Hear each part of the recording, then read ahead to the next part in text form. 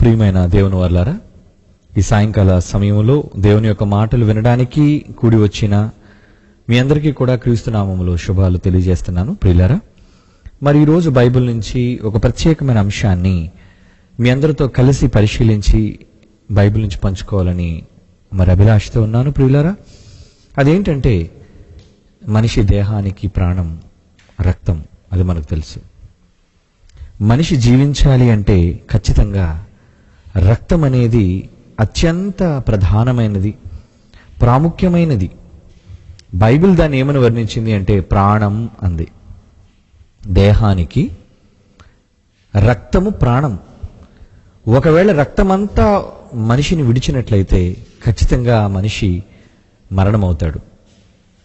ప్రియులారా, ఇటువంటి ప్రాణప్రదమైన అత్యంత కీలకమైన పాత్ర పోషించేది రక్తం. ఇంచుమించు మనిషి నడినెత్తి నుంచి అరికాలి వరకు శరీరం అంతా ప్రవహించేదనండి రక్తం. రోగగ్రస్తమైన ప్రతి చోట పవిత్రపరిచి ఆరోగ్యవంతంగా ఆ ప్రదేశాన్ని తీర్చిదిద్దడానికి మరి రక్తం అనేది ఎంత ప్రధానమైన పాత్ర వహిస్తుందో అన్నది మరి వైద్య రంగాన్ని అడిగితే ఖచ్చితంగా తెలుస్తుంది. ప్రియులారా, ఇటువంటి ప్రధానమైన ప్రాముఖ్యమైన ఈ రక్తం మనుషులందరిలో ఉంటుంది. ఈరోజు మరి ఆ రక్తం కోసం ఎందరో ప్రపంచవ్యాప్తంగా రక్తదాతలైన వాళ్ళు రక్తదాన శిబిరాలను ఏర్పాటు చేసి మనిషి సృష్టించలేని ఈ అపురూపమైన రక్తాన్ని దానం చేస్తున్నారు. మరి ఈ మధ్యనే 34వ అంతర్జాతీయ లేఖనాల పరిశోధన సదస్సు మోదవలసలో నిర్వహించిన 2000 మందితో నిర్వహించిన మెగా బ్లడ్ డొనేషన్ క్యాంప్ మీ అందరికీ తెలుసు, మీలో కొందరికి, వచ్చిన వాళ్ళకి. ప్రియులారా, ఎందుకంటే ఈ నెలంతా కూడా నేషనల్ మరి బ్లడ్ డోనర్ మంత్ అంటారు దీన్ని. జనవరి మాసం అంతా కూడా మరి జాతీయ రక్తదాన సంబంధించిన నెలగా ఈ దేశం పరిగణించింది. నిజంగా ఈ నెలలో అనేక మంది మరి రక్తదానం చేయటం అనేది ఎంతో గొప్ప విషయం. ప్రియులారా, అందరిలో ప్రవహించే ఈ రక్తం దీనికున్న క్యారెక్టర్, దీనికున్న ప్రత్యేకత ఏంటో అనేది ఈరోజు బైబిల్లో దేవుడు మనకి చెప్పిన ఒక చక్కటి సమాధానాన్ని మనం ఆలోచిద్దాం. ప్రియులారా, అందరిలో రక్తం ప్రవహిస్తుంది. అయితే అందరూ ఒకలా లేరు. ఒక్కొక్క మనిషిది ఒక్కొక్క వ్యక్తిత్వం, ఒక్కొక్క మనిషిది ఒక్కొక్క స్వభావం. అయితే దేహానికి ప్రాణంగా మాత్రమే వ్యవహరిస్తున్న ఈ రక్తంలో నిజంగా వ్యక్తికి సంబంధించిన లక్షణాలు, గుణాలు ఇవేమైనా బయటపడతాయా అంటే ఈ రోజున్న మరి ఆధునిక వైద్య శాస్త్రం ఏమంటుంది అంటే సహజంగా తల్లిదండ్రుల నుంచి సంక్రమించేది రక్తం. తల్లి తండ్రి వీరిరువురిని పంచుకొని బిడ్డలు పుడతారు. ఎందుకంటే వారిలో ఉన్న అండం కానివ్వండి, లేదంటే శుక్రకణం కానివ్వండి, వీటి మేళన ఈ కలయికలో ఇరువురి యొక్క లక్షణాలను, ఎక్కువగా శరీర సంబంధమైన లక్షణాలను మనం వారిలో చూడగలం. అంటే తల్లిలా పోలటం, తండ్రిని పోలటం, అలాగే వాళ్ళ అలవాట్లు కూడా మనం చూస్తుంటామండి. అలాగే రోగాలు కూడా సంక్రమిస్తుంటాయండి. ఇలా మంచి చెడులు అనేవి తల్లిదండ్రుల నుంచి సంక్రమిస్తూ ఉంటాయి మనకి. అది దేని బట్టి వస్తున్నాయి అంటే అదిగో ఆ రక్తాన్ని పంచుకుని పుట్టడం వల్లనే. అవునండి, ప్రతి కణములో ఉన్న DNA, ఆ జన్యువు, ఆ DNAని మనం చూడగలిగితే ఆ DNAలోనే మనిషి యొక్క వ్యక్తిత్వం ఉంటుందండి. ఆ మనిషి ఎలాంటి వాడు, ఆ మనిషికి ఉన్న అలవాట్లు, ఆ మనిషి యొక్క ఎత్తు, ఆ మనిషి యొక్క రంగు, టోటల్ స్ట్రక్చర్, ఒక మనిషి యొక్క పరిపూర్ణమైన డేటా అంటారు దాన్ని. ఈ డేటా అంతా కూడా ఆ చిన్ని కంటికి కనిపించని అత్యంత సూక్ష్మమైన కణమైతే ఆ కణంలోని DNA అందులో నిక్షిప్తమై ఉంటుందండి. ప్రతి మనిషి యొక్క టోటల్గా అతనికి సంబంధించిన వివరాలు నిజంగా దేవుడు తన మహాజ్ఞానాన్ని బట్టి నిర్మించాడండి ఈ మానవ దేహం. అది అత్యంత అద్భుతమైనది. దేవుని పిల్లలారా, ఇటువంటి ఈ రక్తాన్ని మన తల్లిదండ్రుల నుంచి పంచుకుని పుడతాం. అందుకే చాలా మందిలో మీరు చూసే ఉంటారు, మరి తల్లిదండ్రుల్లో ఎడం చేతి వాటం ఉంటే పిల్లల్లో కూడా ఎడం చేతి వాటం వస్తుంటుంది. అలాగే తల్లిదండ్రుల్లో మరి చిల్లిబొగ్గులు సొట్టబొగ్గులు ఉంటే వారిలో కూడా సొట్టబొగ్గులు డింపుల్ అనేది రావటం, ఇవన్నీ మనం చూస్తుంటాం. అలాగే వారిలో ఎత్తు, అలాగే వారిలో రంగు, అలాగే వారిలో అందం, అలాగే వాళ్ళ గాంభీర్యం, ఇలాగ అనేక స్వభావాలను లక్షణాలను కలగలిపి పుణికి పుచ్చుకుంటాం మనం. అందుకే తండ్రిలో నుంచి మనం గుణాలు కానివ్వండి, తల్లిలో నుంచి గుణాలు కానివ్వండి మనం పొందుతూ ఉంటాం. చాలా సందర్భాల్లో మాట్లాడినప్పుడు కూడా వీడు అచ్చు వీళ్ళు అమ్మలాగే ఉంటాడండి అంటుంటారు, అచ్చు వీడు వీళ్ళ నాన్నలాగే ఉంటాడండి అంటుంటారు. అది ప్రత్యక్షంగా మనం చూస్తుంటాం కూడా. అయితే కొన్ని అలవాట్లు కూడా సహజంగా తల్లి ఎక్కువగా తీపిని ఇష్టపడ్డది అనుకోండి, బిడ్డలు కూడా ఎక్కువగా తీపిని ఇష్టపడడం, సేమ్ అదే రుచులు వీరు కోరుకోవటం, వాళ్ళలో ఏదైతే వాళ్ళ ఇష్టాలు ఉన్నాయో అయిష్టాలు ఉన్నాయో అవే ఇష్టాలు తల్లిదండ్రుల్లో నుంచి వచ్చిన ఈ బిడ్డల్లో మనం చూస్తుంటాం. దేవుని పిల్లలారా, ఎందుకంటే వారిలో నుంచి మనం వచ్చాం కాబట్టి, వారిలో నుంచి రావడానికి రక్తం, ఎందుకంటే మనకు ప్రాణం అక్కడి నుంచి ఆరంభమైంది, కణాలు, విభజన. ఎందుకంటే ప్రాణము, దేహానికి ప్రాణము రక్తం అన్నాడు కాబట్టి దేవుని పిల్లలారా, అది బైబిల్ చెప్పిన నగ్న సత్యం కాబట్టి దానిని బట్టి మనిషిలోని రకరకాల వ్యక్తిత్వాలు ఈరోజు మనం చూస్తున్నాం. ఎందరో సాధువైన వాళ్ళు ఉన్నారు, ఎందరో క్రూరులైన వాళ్ళు ఉన్నారు. ఏమండి, రక్తాన్ని చూచిన వాడిని మూర్ఛిల్లిపోయే వాళ్ళు ఉన్నారు, రక్తాన్ని చూచి ఆనందంగా కేకలు వేసి ఏమండి క్రూరంగా ప్రవర్తించే వాళ్ళు కూడా లేకపోలేరు. ఈరోజు మరి ఉగ్రవాదం వేస్తున్న వెర్రితలను మనం చూడగలిగితే మనుషుల అడ్డంగా ఏమండి మేకలు కోడులు నరికినట్లుగా నరకగలుగుతున్నారు అంటే వాళ్ళు గిలగిలలాడుతూ వాళ్ళు కొట్టుకుంటున్నప్పుడు చూసి ఆనందించే వారు కూడా లేకపోలేదు ప్రియులారా. ఇవన్నీ వీరందరిలో ఎక్కడి నుంచి వచ్చాయి ఇవన్నీ? ఏమండి, నిజానికి ప్రతి మనిషి జీవిత చరిత్రను మనం ఆలోచించగలిగితే అందరిలోనూ రక్తం సర్వసాధారణంగా ఉంటుంది. అవునా? ఇంతకీ ఈ రక్తం అంతా మనం ఎక్కడి నుంచి సంక్రమింపజేసుకున్నాం? ఎవరి యొద్ద నుంచి వచ్చింది అంటే బైబిల్ చెప్పిన ఒక నిత్య సత్యం ఏంటంటే ఒకని నుండి అనే పదాన్ని దేవుడు రాయించాడండి. అది మనందరికీ తెలుసు, చాలాసార్లు చదువుకున్నాం. ఈ సందర్భంలో కూడా ఒకసారి జ్ఞాపకం చేసుకుందాం. అపోస్తుల కార్యములు మరి 17వ అధ్యాయం 26-27 వచనాలు కలిసి ఉంటాయి. అందులో ఏమంటున్నాడో దయచేసి మీరు చదవండి. అక్కడ ఏమంటున్నాడో తెలుసా అండి? యావత్తు భూమి మీద కాపురముండుటకు దేవుడు ఒక్కని నుండి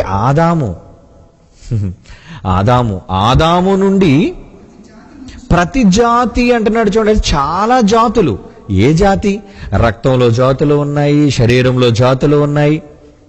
అవునా కాదా చెప్పండి? రక్తంలో కూడా జాతులు ఉన్నాయండి. అందరిది ఎర్రగా ఉంది కాబట్టి ఒకే రక్తం అనుకున్నారు కొంతకాలం వరకు. కానీ మనిషి మేధస్సు పెరిగే కొద్దీ, అధ్యయనాలు చేసిన కొద్దీ, ఏమండి ఎన్నో పరిశీలనలు చేసిన తరువాత ముఖ్యంగా రక్తము ఒకటే అనుకున్న సందర్భాల్లో ఈ రక్తానికి సంబంధించి మరి ఆస్ట్రియన్ ఫిజిషియన్, ఏమండి ఆస్ట్రియా దేశానికి చెందిన ఒక వ్యక్తి మీ అందరికీ తెలుసు. ఆయన ఎవరో కాదండి, కార్ల్ ల్యాండ్ స్టైనర్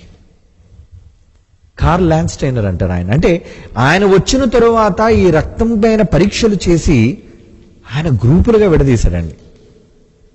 4 గ్రూపుల ప్రపంచానికి చెప్పాడు. అంటే మనుషులందరిలో ప్రవహించే రక్తానికి కూడా గ్రూపు ఉంది. గ్రూప్ అనేసరికి జాతి అని అర్థం. జాతి. అందులో 4 భాగాలుగా డివైడ్ చేశాడు ఆయన. ఏమండి, అది ఏ అని ఒకటి, బి అని ఒకటి, ఓ అని ఒకటి, ఏబి అని ఒకటి, 4 గ్రూపులండి. అందులో పాజిటివ్లు నెగిటివ్లు ఉంటాయి. ఎక్కువగా ఆ రక్తానికి సంబంధించిన పాజిటివ్లు నెగిటివ్లు ఆర్హెచ్లు ఇందులోకి మనం వెళ్ళాం అనుకోండి, మీకు అర్థం కాదు. మనకి ఎంతవరకు బైబిల్ చెప్పిందో ఆ సందర్భాన్ని మనం ఆలోచిద్దాం. అంటే 4 భాగాలుగా ప్రపంచ మానవుల రక్తాలు పరిశీలిస్తే 4 భాగాలుగా ఆయన విడదీశాడు. ఏమండి? అందులో ఏ గ్రూప్ వాళ్ళు ఉన్నారు, బి గ్రూప్ వాళ్ళు ఉన్నారు, ఓ గ్రూప్ వాళ్ళు ఉన్నారు, ఏబి గ్రూప్ వాళ్ళు ఉన్నారు. ప్రతి గ్రూప్కి పాజిటివ్ నెగిటివ్ అనేది ఉంటుంది ప్రియులారా. ఈ మధ్యనే బాంబే గ్రూప్ అని కూడా కొత్తగా కనిపెట్టారు. డబల్-H అంటారు దాన్ని. అంటే అది బాంబే గ్రూప్ అంటే కొత్తగా కనిపెట్టిన గ్రూప్. మొత్తానికి మనుషులలో ఈ రక్తంలోని జాతులు కనుక ఏ గ్రూప్ వాళ్ళకి ఏ గ్రూప్ రక్తం ఎక్కించటం, బి గ్రూప్ వాళ్ళకి బి గ్రూప్ రక్తం ఎక్కించటం, ఇవన్నీ ఉన్నాయి. మనం ఇవన్నీ తెలుసుకోబట్టే ఈరోజు మనిషి మరి బ్లడ్ ట్రాన్స్ఫ్యూజన్ అంటారు. అంటే ఒక వ్యక్తి నుంచి మరొక వ్యక్తికి రక్తాన్ని ఎక్కించటం. ముందు ఒక వ్యక్తి నరాల్లోంచి రక్తాన్ని సంగ్రహించటం, ఆ తరువాత అది మరొక వ్యక్తికి రోగగ్రస్తులైన కావచ్చు, ప్రమాదవశాత్తు ఇబ్బంది పడిన వ్యక్తికి కావచ్చు, వీళ్ళందరికీ రక్తాన్ని ఎక్కించటం, తీయటం, ఎక్కించటం. నిజంగా ఈ ప్రక్రియ వాళ్ళు కనిపెట్టారు. దేవుడు ఆ మేధస్సును, ఆ జ్ఞానాన్ని మనిషి మదిలో పెట్టాడు కాబట్టి ఈరోజు అనేక మంది కాపాడబడుతున్నారు, అనేక మంది జీవించగలుగుతున్నారు. దేవుని పిల్లలారా, ఇది దేవుడు పెట్టిన మేధస్సే. అంటే మనుషులలో ఈ జాతుల రక్తం మనం చూడగలుగుతున్నాం. సహజంగా ఓ నెగిటివ్ వాళ్ళని ఏమని పిలుస్తారంటే యూనివర్సల్ డోనర్ అంటారు వాళ్ళని. ఓ గ్రూప్లోనే పాజిటివ్ నెగిటివ్లు ఉన్నాయి. అందులో నెగిటివ్ అనేది ఏంటంటే ఎవరికైనా రక్తాన్ని వీళ్ళు ఇవ్వచ్చు, ఏ గ్రూప్ వాళ్ళకైనా రక్తాన్ని ఇవ్వచ్చు. అందుకే డోనర్, యూనివర్సల్ డోనర్ అన్నారు నెగిటివ్కి సంబంధించిన వాళ్ళు. ఇక ఏబీ పాజిటివ్ అన్నారు. ఏబీ పాజిటివ్ గ్రూప్కి చెందిన వాళ్ళు ఏ రక్తాన్నైనా వాళ్ళు సంగ్రహించగలరు, ఎనీ బ్లడ్ గ్రూప్. ఆ ప్రత్యేకతలు నిజంగా ఆ రక్తంలో ఉన్నాయండి. అలాగే నెగిటివ్లు అనేది చాలా కష్టం. అంటే ప్రాథమికంగా మాత్రం చెప్తున్నా, ఎక్కువ డెప్త్లోనికి అందులోకి నేను వెళ్ళట్లేదు. ఏమండి? ఆ ప్లాటిలెట్స్ అని ఇంకా చాలా రకాలైన పేర్లతో అవి పిలువబడుతుంటాయి. రక్తాన్ని విభజించుకుంటూ లోనికి వెళితే అంతగా ఇప్పుడు మనం అందులోనికి అధ్యయనాల్లోనికి మనం వెళ్ళవలసిన అవసరం లేదు. కానీ ప్రియులారా, ఇక్కడ మనం గమనించవలసింది ఏంటంటే రక్తంలోని మనిషి వ్యక్తిత్వం ఉంటుందా? దీనికి బైబిల్ చెప్పినది ఏంటి? ఎందుకంటే బైబిల్ మహాజ్ఞాన గ్రంథం. బైబిల్ మహాజ్ఞాన గ్రంథం అండి. ప్రతి దాన్ని సృష్టించింది వాక్యం, మర్చిపోకండి. నిజంగా తొలి మానవుడైన ఆదామును దేవుడు చేశాడండి. తన చేతులతో స్వహస్తాలతో నేలమంటి నుంచి నరుని నిర్మించి ఏమంటే టోటల్ బాడీని తయారు చేసేశాడు, అవయవాలను తయారు చేసేశాడు, అంతర్భాగాలు, బాహ్య భాగాలు, వీటన్నిటినీ తయారు చేశాడు. తయారు చేసి చివరిగా ఆయన ప్రవేశపెట్టింది కేవలం ఆత్మను మాత్రమే. స్టార్ట్ అన్నాడు. అంటే బ్లడ్ కూడా దేవుడు తయారు చేశాడు. మరి ఆదాము గారిది ఏ బ్లడ్ గ్రూప్ మనకైతే తెలియదు, కానీ బైబిల్లో దానికి సంబంధించిన వివరాలు లేవు. కానీ మొత్తానికి ఏదో ఒక గ్రూప్ స్టార్ట్ చేశారు. ఎందుకంటే ఒక మనిషిలో ఒక గ్రూపే ఉంటుంది, 2-3 రకాల గ్రూపులు ఉండవండి. కానీ దేవుడు చేసిన విచిత్రం ఏంటో గాని, నిజంగా ఆదామును కలుగ చేసిన తర్వాత ఆదాము ప్రక్కటెముకలోంచి స్త్రీని చేశాడు.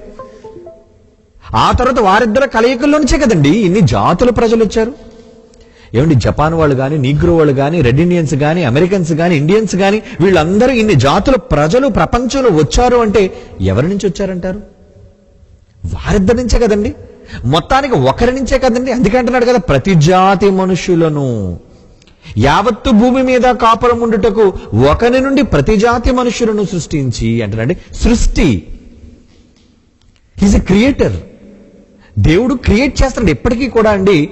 ఈ రక్తానికి సంబంధించిన శాస్త్రవేత్తలకు ఈ రక్తం ఎలా మార్పు చెందుతుంది, ఇద్దరు గ్రూపుల కలయికలోంచి కొత్త గ్రూప్ ఎలా పుట్టుకొస్తుంది?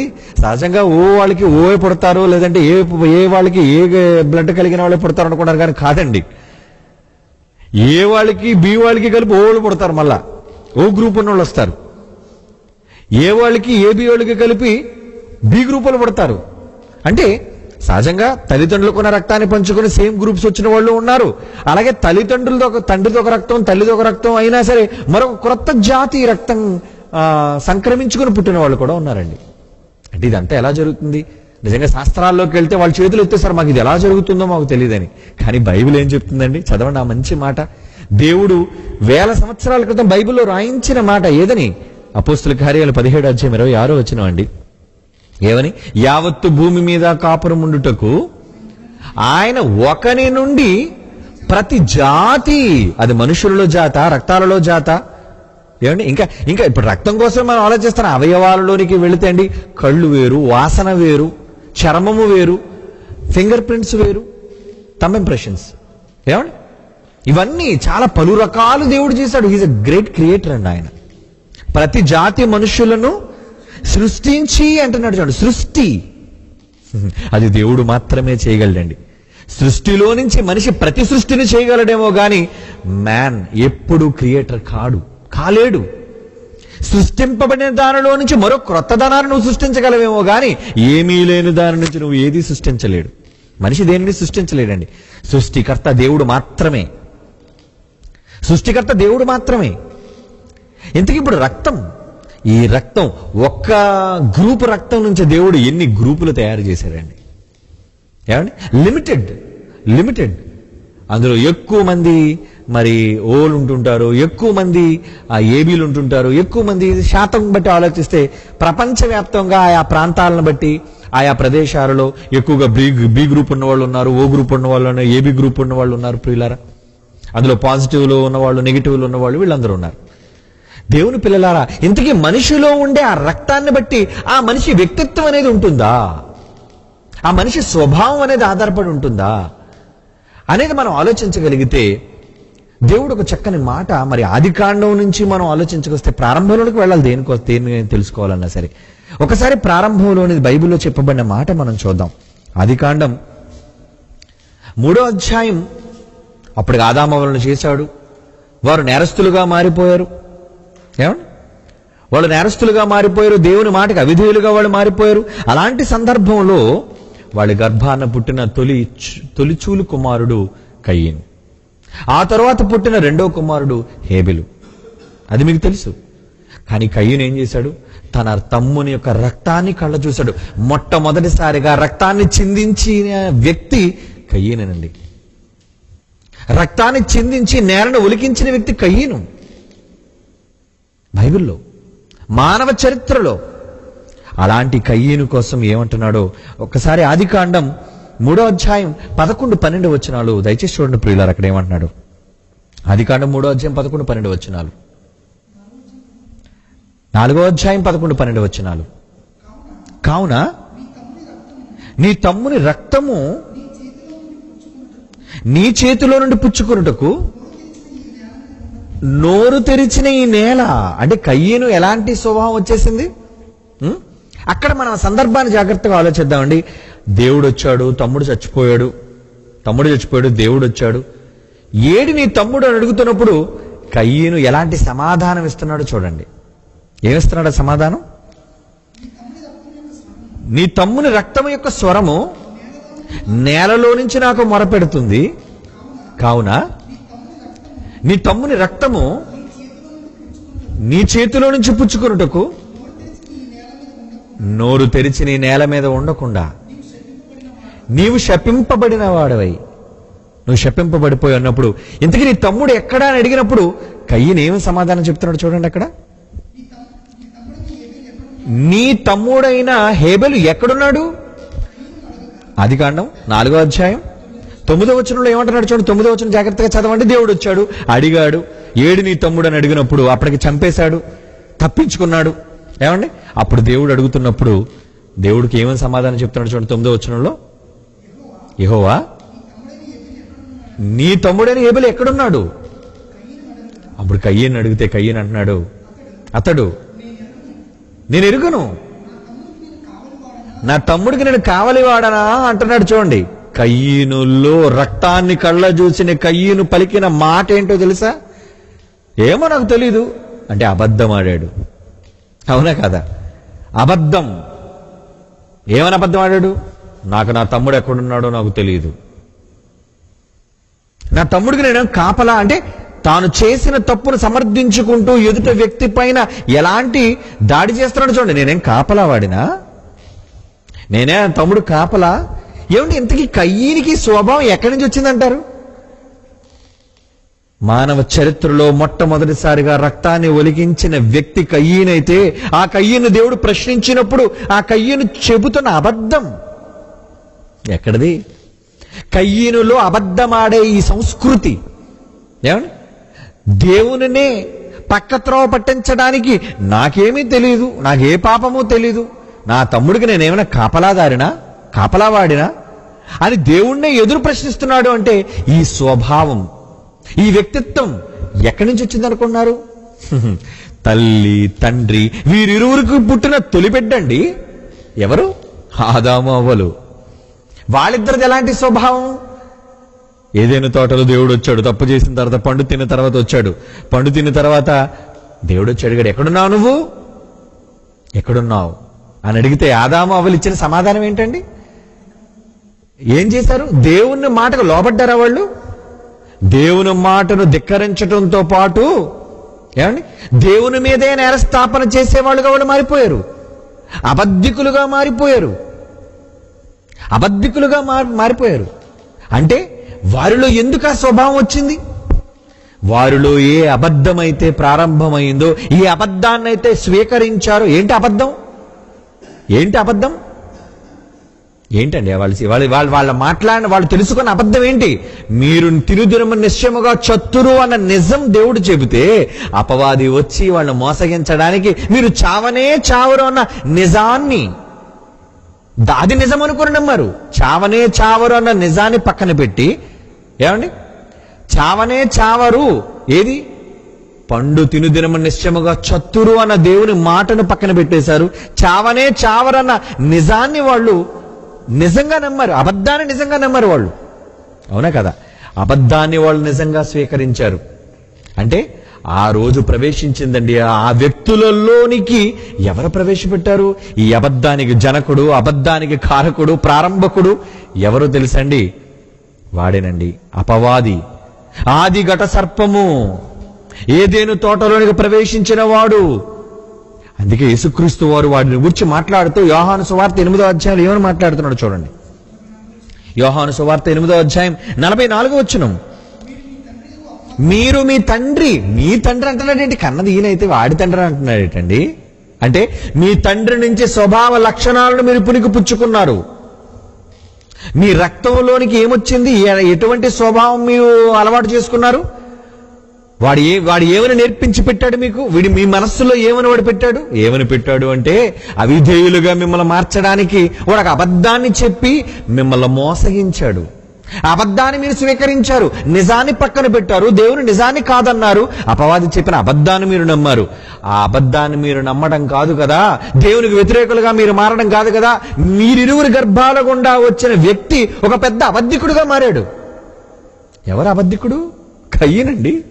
కయ్యను చివరికి తమ తమ్ముడైన హేబెలును చంపేటంత దుర్మార్గుడుగా మారిపోయి రక్తాన్ని ఒలికించిన వాడుగా మారిపోయి దేవుడు అడుగుతుంటే నాకు తెలియదు ఏ పాపం, నాకు ఏ పాపము తెలియదని అంటున్నాడు. అంటే వాడిలో చూసా తల్లిదండ్రుల్లోని స్వభావం వాడికి వచ్చింది. తల్లిదండ్రుల యొక్క స్వభావాన్ని, గుణగణాలు చూసారా, వాడికి కూడా కయ్యనికి కూడా వచ్చాయండి. అందుకే అటువంటి స్వభావం ఆది తండ్రిలో నుంచి ఈరోజు అదే స్వభావం మనుష్యులలో ఈరోజు కోట్ల కొలదిగా భూమి మీద విస్తరిస్తున్న మానవాళిలో ఎవరి రక్తం ప్రవహించింది మీరు చెప్పండి? ఆదాము రక్తం కాదా? ఆదాములో నుంచే కదా మనం అంతా విడిపోయాం. భూమి మీద పుట్టుకొచ్చిన ప్రతి మనిషి ఆదాము నుంచి విడిపోయిన వాడే కదండి. ఆదాము రక్తం నుంచి వచ్చిన వాడే కదండి. ప్రారంభంలోనే వచ్చేసింది ఒక అబద్ధం. ప్రారంభంలోనే వచ్చేసిందండి అబద్ధం. ఈ అబద్ధం రావటం వలన మనిషి క్యారెక్టర్, స్వభావం ఎలా మారిపోయింది అంటే చివరకు ఆ తల్లిదండ్రులు అబద్ధికులుగా మారితే ఆ అబద్ధికులలో నుంచి పుట్టుకొచ్చిన వీడు కయ్యను, వీడు కూడా ప్రధానమైన అబద్ధికుడుగా మారిపోయాడు. ఏమండి? అవునా? అంటే వాళ్ళు అడిగినప్పుడు, దేవుడు అడిగినప్పుడు స్ట్రైట్ సమాధానం వాడు చెప్పలేదు. నువ్వు పండు తిన్నావా? తిన్నాను లేదని చెప్పాలి. కానీ వీళ్ళు ఎలాంటి సమాధానం చెప్పారు? ఆదాము గాని అవ్వలు గాని వాళ్ళు చెప్పిన సమాధానం దేవుడికి స్ట్రైట్ గా ఉందా? సమాధానం లేదు. నీవు నాకు ఇచ్చిన స్త్రీ అని ఆదాము తప్పించుకుంటే, సర్పము నన్ను మోసపుచ్చిందని అవ్వ తప్పించుకుంటే, అంటే వీళ్ళిద్దరు మనస్తత్వాలు ఏంటనమాట? తప్పించుకునే ప్రయత్నాలు. డొంక తిరుగుడు సమాధానం అంటారు దాన్ని. అది డొంక తిరుగుడు సమాధానం. అదే స్వభావం కనబడుతుంది చూసారా? అదే స్వభావ లక్షణాలు కనబడుతున్నాయి చూసారా? ఎవరిలో కనబడుతున్నాయి? కయ్యన్లో. ఎక్కడ రా నీ తమ్ముడు అంటే, నేనేమైనా కాపల్లదారనా నా తమ్ముడికి? ఏమో నాకు తెలియదు వాడు ఎక్కడున్నాడో. అలాంటి స్వభావ లక్షణాలను వచ్చేయండి పుణికి పుచ్చుకున్నాడండి. తల్లిదండ్రుల్లో నుంచి వాళ్ళు వచ్చాయండి. అందుకే ఏమండి, బైబిల్ ఒక చక్కటి ఈ మాట మీరు చూస్తే ఆనందిస్తారు. ఏంటో తెలుసా ఆ మాట? అది యోహాను గారు రాశారు ఆ మాట. మొదటి యోహాను పత్రిక 3వ అధ్యాయం 12వ వచనం చూడండి ప్రియులారా. మొదటి యోహాను పత్రిక 3వ అధ్యాయం 12వ వచనం అంటున్నాడు చూడండి. ఏమని? మనము కయ్యీను వంటి వారమై ఉండరాదు. వాడు దుష్టుని సంబంధి అయి తన సహోదరుని చంపెను. ఏమండి? వాడతను ఎందుకు చంపెను? తన క్రియలు చెడ్డవియు తన సహోదరుని క్రియలు నీతి గలవియునై ఉండను కనుకనే కదా అంటున్నాడు చూడండి. ఎలా ఉండకూడదు అంటున్నాడండి? ఎలా ఉండకూడదు అంటున్నాడు మనల్ని. మనము కయ్యీను వంటి వారమై ఉండరాదు. కయ్యీను వంటి వారంగా ఉండకూడదు అంటున్నాడంటే, అంటే కయ్యీను వంటి వారుగా మారుతామనే కదా, కయ్యీను వంటి వారుగా మనం ప్రవర్తిస్తామనే కదండి. మీకు అర్థమవుతుందో లేదో? మనం కయ్యీను వంటి వారుగా మారిపోతామేమోనన్న భయం దేవునిలో ఉంది. ఒరే, నువ్వు వాడిలా మారకురా, వాడిలాంటి స్వభావాన్ని నువ్వు తెచ్చుకోకురా, వాడిలా నువ్వు ప్రవర్తించొద్దురా. దేవుడు అంటున్నాడండి, మనము కయ్యీను వంటి వారమై ఉండరాదు. వాడు దుష్టుని సంబంధి అంటున్నాడు చూడండి. దుష్టుని సంబంధి వాడు ఎప్పుడో అపవాది పక్షాన పోయాడు. వాడు దుష్టుడిగా మారిపోయాడు. మీరు కూడా అలాంటి సంబంధులు కాకండి. ఏమండి, ఆ రోజు నుంచి మానవ వ్యతిరేకత, దేవునిపై వ్యతిరేకత ఆరంభమైంది. ప్రారంభం నుంచి అప్పటి నుంచి అండి అపవాది నిజంగా ఎందరినో స్వభావ సిద్ధంగా దేవునికి అవిధేయులుగా మారుస్తూ వచ్చాడు. వాడు దేవునికి వ్యతిరేకులుగా మారుస్తూ వచ్చాడండి. వాడు ఎంతమంది చరిత్రలో, బైబిల్ చరిత్రలో చూడగలిగితే ఆదాము అవ్వలు తొలి మానవులు మొదలుకొని బైబిల్ చరిత్రలో ఎందరో దేవునికి అవిధేయులుగా మారిపోయిన వాళ్ళని మనం చూడగలమండి. మొట్టమొదటిగా కయ్యను మనకు కనబడుతున్నాడు ఇందులో. కయ్యను వంటి వారుగా మీరు ఉండరాదు అంటున్నాడు దేవుడు. ఏమండి? అలాగే మరొకను గురించి దేవుడు జాగ్రత్త చెబుతున్నాడు చూడండి. ఇంకొక సందర్భాన్ని మనం చూద్దాం. అది మరి హెబ్రీయులకు రాసిన పత్రిక 12వ అధ్యాయం చూడండి. హెబ్రీయులకు రాసిన పత్రిక 12వ అధ్యాయం 16వ వచనం ప్రియులారా. హెబ్రీయులకు రాసిన పత్రిక 12వ అధ్యాయం 16వ వచనం. ఒక పూట కూటి కొరకు తన జ్యేష్ఠత్వపు హక్కును అమ్మివేసిన యాషావు వంటి భ్రష్టుడైనను వ్యభిచారి అయినను ఉండునేమో అని జాగ్రత్తగా చూచుకొనుడి. అంటే కయ్యను అంటే స్వభావం మీలో వచ్చేస్తుందేమో, జాగ్రత్త. ఎందుకంటే మనమంతా ఒక రక్తాన్ని పంచుకుని పుట్టాం. కొన్నిసార్లు స్వభావ లక్షణాలు ఉంటాయి మనకి. వాడు పాపం చేశాడు కాబట్టి మనలో పాపం ఉంటుందని కాదు అక్కడ ఉద్దేశం. వాడిలాంటి స్వభావ లక్షణాలు ఒకళ్ళు మీలో రిపీట్ అవుతాయేమో, జాగ్రత్త. ఆ స్వభావం ఒకళ్ళు మీలో వస్తుందేమో. ఏమండి? అటువంటి స్వభావం ఒకళ్ళు మీలో ఉంటుందేమో, జాగ్రత్త పడిన దేవుడు మనం హెచ్చరిస్తున్నాడండి. కయ్యను వాడు నరహంతకుడు. అలాగే యాషావు వాడేలాంటి వాడని అంటున్నాడండి. ఒక పూట కూటి కొరకు తన జ్యేష్ఠత్వపు హక్కును అమ్మేసుకున్నాడు వాడు జ్యేష్ఠత్వాన్ని, అర్హతను పోగొట్టేసుకున్నాడు వాడు. భ్రష్టుడు వాడు, పనికిరాని వాడు, వ్యభిచారి అయినను ఉండునేమో అని జాగ్రత్తగా చూచుకునుడి. వాడిలో ఎన్ని అవలక్షణాలు ఉన్నాయో వాటన్నిటినీ దేవుడు ఎత్తి చూపించి ఏమంటున్నాడు? జాగ్రత్త. మీరు అటువంటి లక్షణాలు ఒకవేళ మీలో ఉంటాయేమో, అటువంటి స్వభావాలు మీలో వస్తాయేమో. అంటే దేవునికి అవిధేయత చూపించే లక్షణాలు ప్రారంభ మనిషి నుంచి అండి మనుషులలోనికి చొప్పించాడు వాడు. ఆ స్వభావాన్ని మనుషుల్లోనికి చొప్పించాడు. ఆ చొప్పించినప్పుడు అంటే మనకు కూడా ఆ క్యారెక్టరిస్టిక్ ఫీచర్స్ అంటారు, అటువంటి స్వభావ లక్షణాలు మనలో కూడా రావచ్చు. అప్పుడు మనం ఏం చేయాలి? ఆ స్వభావాన్ని పక్కన పెట్టి దేవుడిచ్చే స్వభావం, దేవుడు కోరుకున్న స్వభావం, అదేనండి వ్యక్తిత్వం. ఎందుకంటే మొత్తానికి మనమంతా ఒకే తండ్రి రక్తాన్ని పంచుకుని పుట్టిన ఒకే కుటుంబీకులు మనమంతా. మన ఆది తండ్రులు, మన పితరులైన వాళ్ళు కూడా ఇగో అనేక సందర్భాల్లో ఇటువంటి పరిస్థితుల్లో ఉన్నప్పుడు ఒకవేళ మనం కూడా అటువంటి పరిస్థితుల్లో చిక్కుకుపోతామేమో, మనం కూడా ఒకవేళ అదే దోషంలోనికి మనం పడిపోతామేమో అనే దేవుడు చెబుతున్నాడండి. అంటే వ్యక్తులుగా మనం పుడుతున్నా మనకు ముందటి వారిలోని ఉన్న స్వభావ లక్షణాలు ఒకవేళ మనలో కూడా తలెత్తుతాయేమో. ఆ క్యారెక్టర్స్, ఆ స్వభావాలు, ఆ వ్యక్తిత్వాలు మీలో రిపీట్ అవుతాయేమో, జాగ్రత్తగా చూసుకోండి అంటున్నాడు. ఎక్కువగా బైబిల్లో ఒక వ్యక్తి కోసం దేవుడు పదే పదే పదే పదే మాట్లాడతాడండి. ఎవరో తెలుసా అండి? నెబాతు కుమారుడైన యెరోబాము కోసం అండి. నిజంగా రాజుల గ్రంథం చదివితే, మొదటి రాజులు కానీ, రెండో రాజులు కానీ, దినవృత్తాంతాల గ్రంథాలు కానీ, వాళ్ళ చరిత్రను చూడగలిగితే ఎక్కువగా అదుగో ఆ నెబాతు కుమారుడైన యెరోబాము. ఎందుకు మాటి మాటికి ఎవడో కోసమో వస్తే ఆ నెబాతు కుమారుడైన యెరోబాము కోసం ఎందుకు మాట్లాడుతున్నాడు? ఏమండి? అంటే ఆ తల్లిదండ్రుల్లో నుంచి వచ్చిన అవలక్షణాలు ఒకవేళ మీలో కూడా వస్తాయేమో, జాగ్రత్తగా చూసుకోండి అంటున్నాడు. అందుకే ఒక మంచి మాట చూద్దాం ప్రియులారా. మొదటి రాజుల గ్రంథం 22వ అధ్యాయం 52వ వచనం చూడండి ప్రియులారా. మొదటి రాజుల గ్రంథం 22వ అధ్యాయం 52వ వచనం. అందులో ఏమని మాట్లాడుతున్నాడు? అతడు యెహోవా దృష్టికి చెడుతనము జరిగించి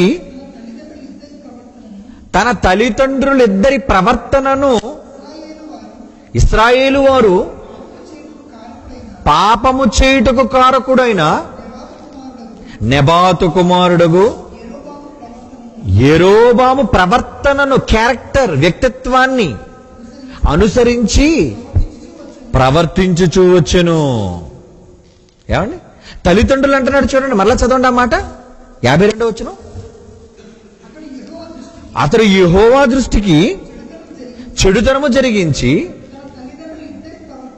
తన తల్లిదండ్రుల యొక్క ఇద్దరి ప్రవర్తనను పుడిగిపుచ్చుకున్నాడు వాడు. అంటే తండ్రి అలాంటి వాడే, తల్లి అలాంటిదే, మరి వాళ్ళిద్దరిలోంచి పుట్టుకొచ్చిన డిఎన్ఏ ఎలా ఉంటుందండి? దేవునికి అవిధేయులైన డిఎన్ఏలో నుంచి దేవునికి అవిధేయులైన వాళ్ళే పుడతారండి.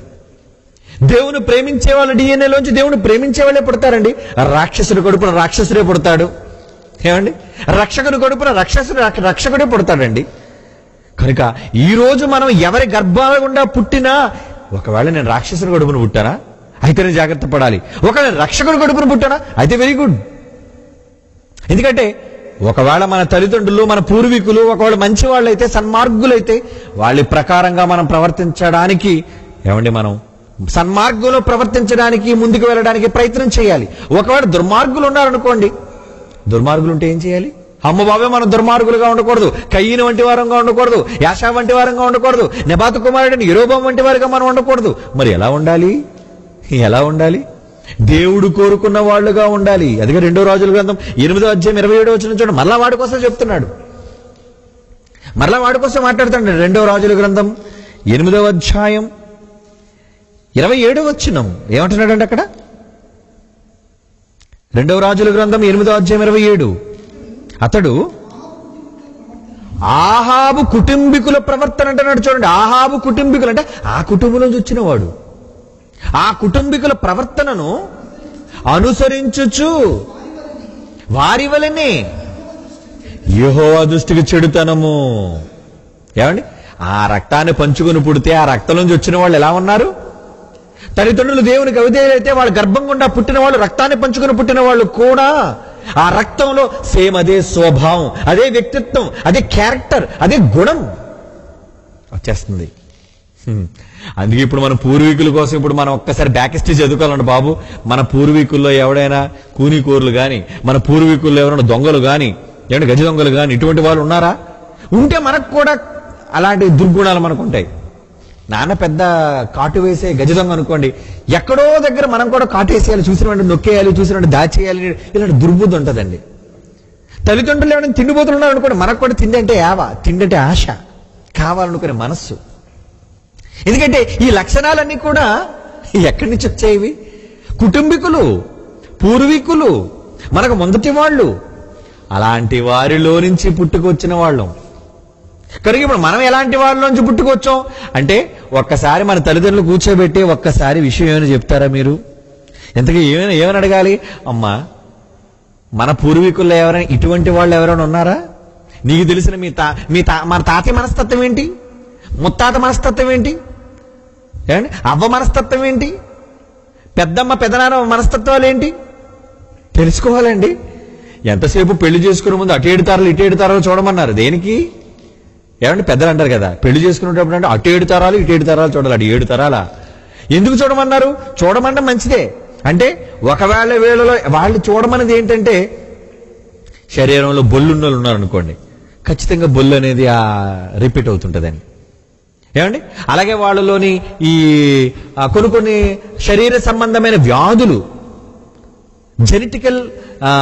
జెనెటిక్ డిజార్డర్స్ అంటారు దాన్ని. అంటే వాళ్ళ యొక్క కణజాలంలో ఉన్న సమస్యలు ఏమైనా ఒకళ్ళుంటే, ఒకళ్ళ క్యాన్సర్ ఉందనుకోండి, ఆ పూర్వీకులు ఎవరికైనా క్యాన్సర్తో మరణించిన వాళ్ళు అనుకోండి, ఖచ్చితంగా ఆ కుటుంబం నుంచి పుట్టిన వాళ్ళు ఎవరో శరీర సంబంధమైన ఆ క్యాన్సర్ రోగులు అనే వాళ్ళు ఉంటారు ప్రియులారా. అంటే ఇవన్నీ కూడా రక్తాన్ని బట్టి వచ్చే రోగాలు, ఏమండి, రక్తాన్ని బట్టి సంక్రమించే వ్యాధులు.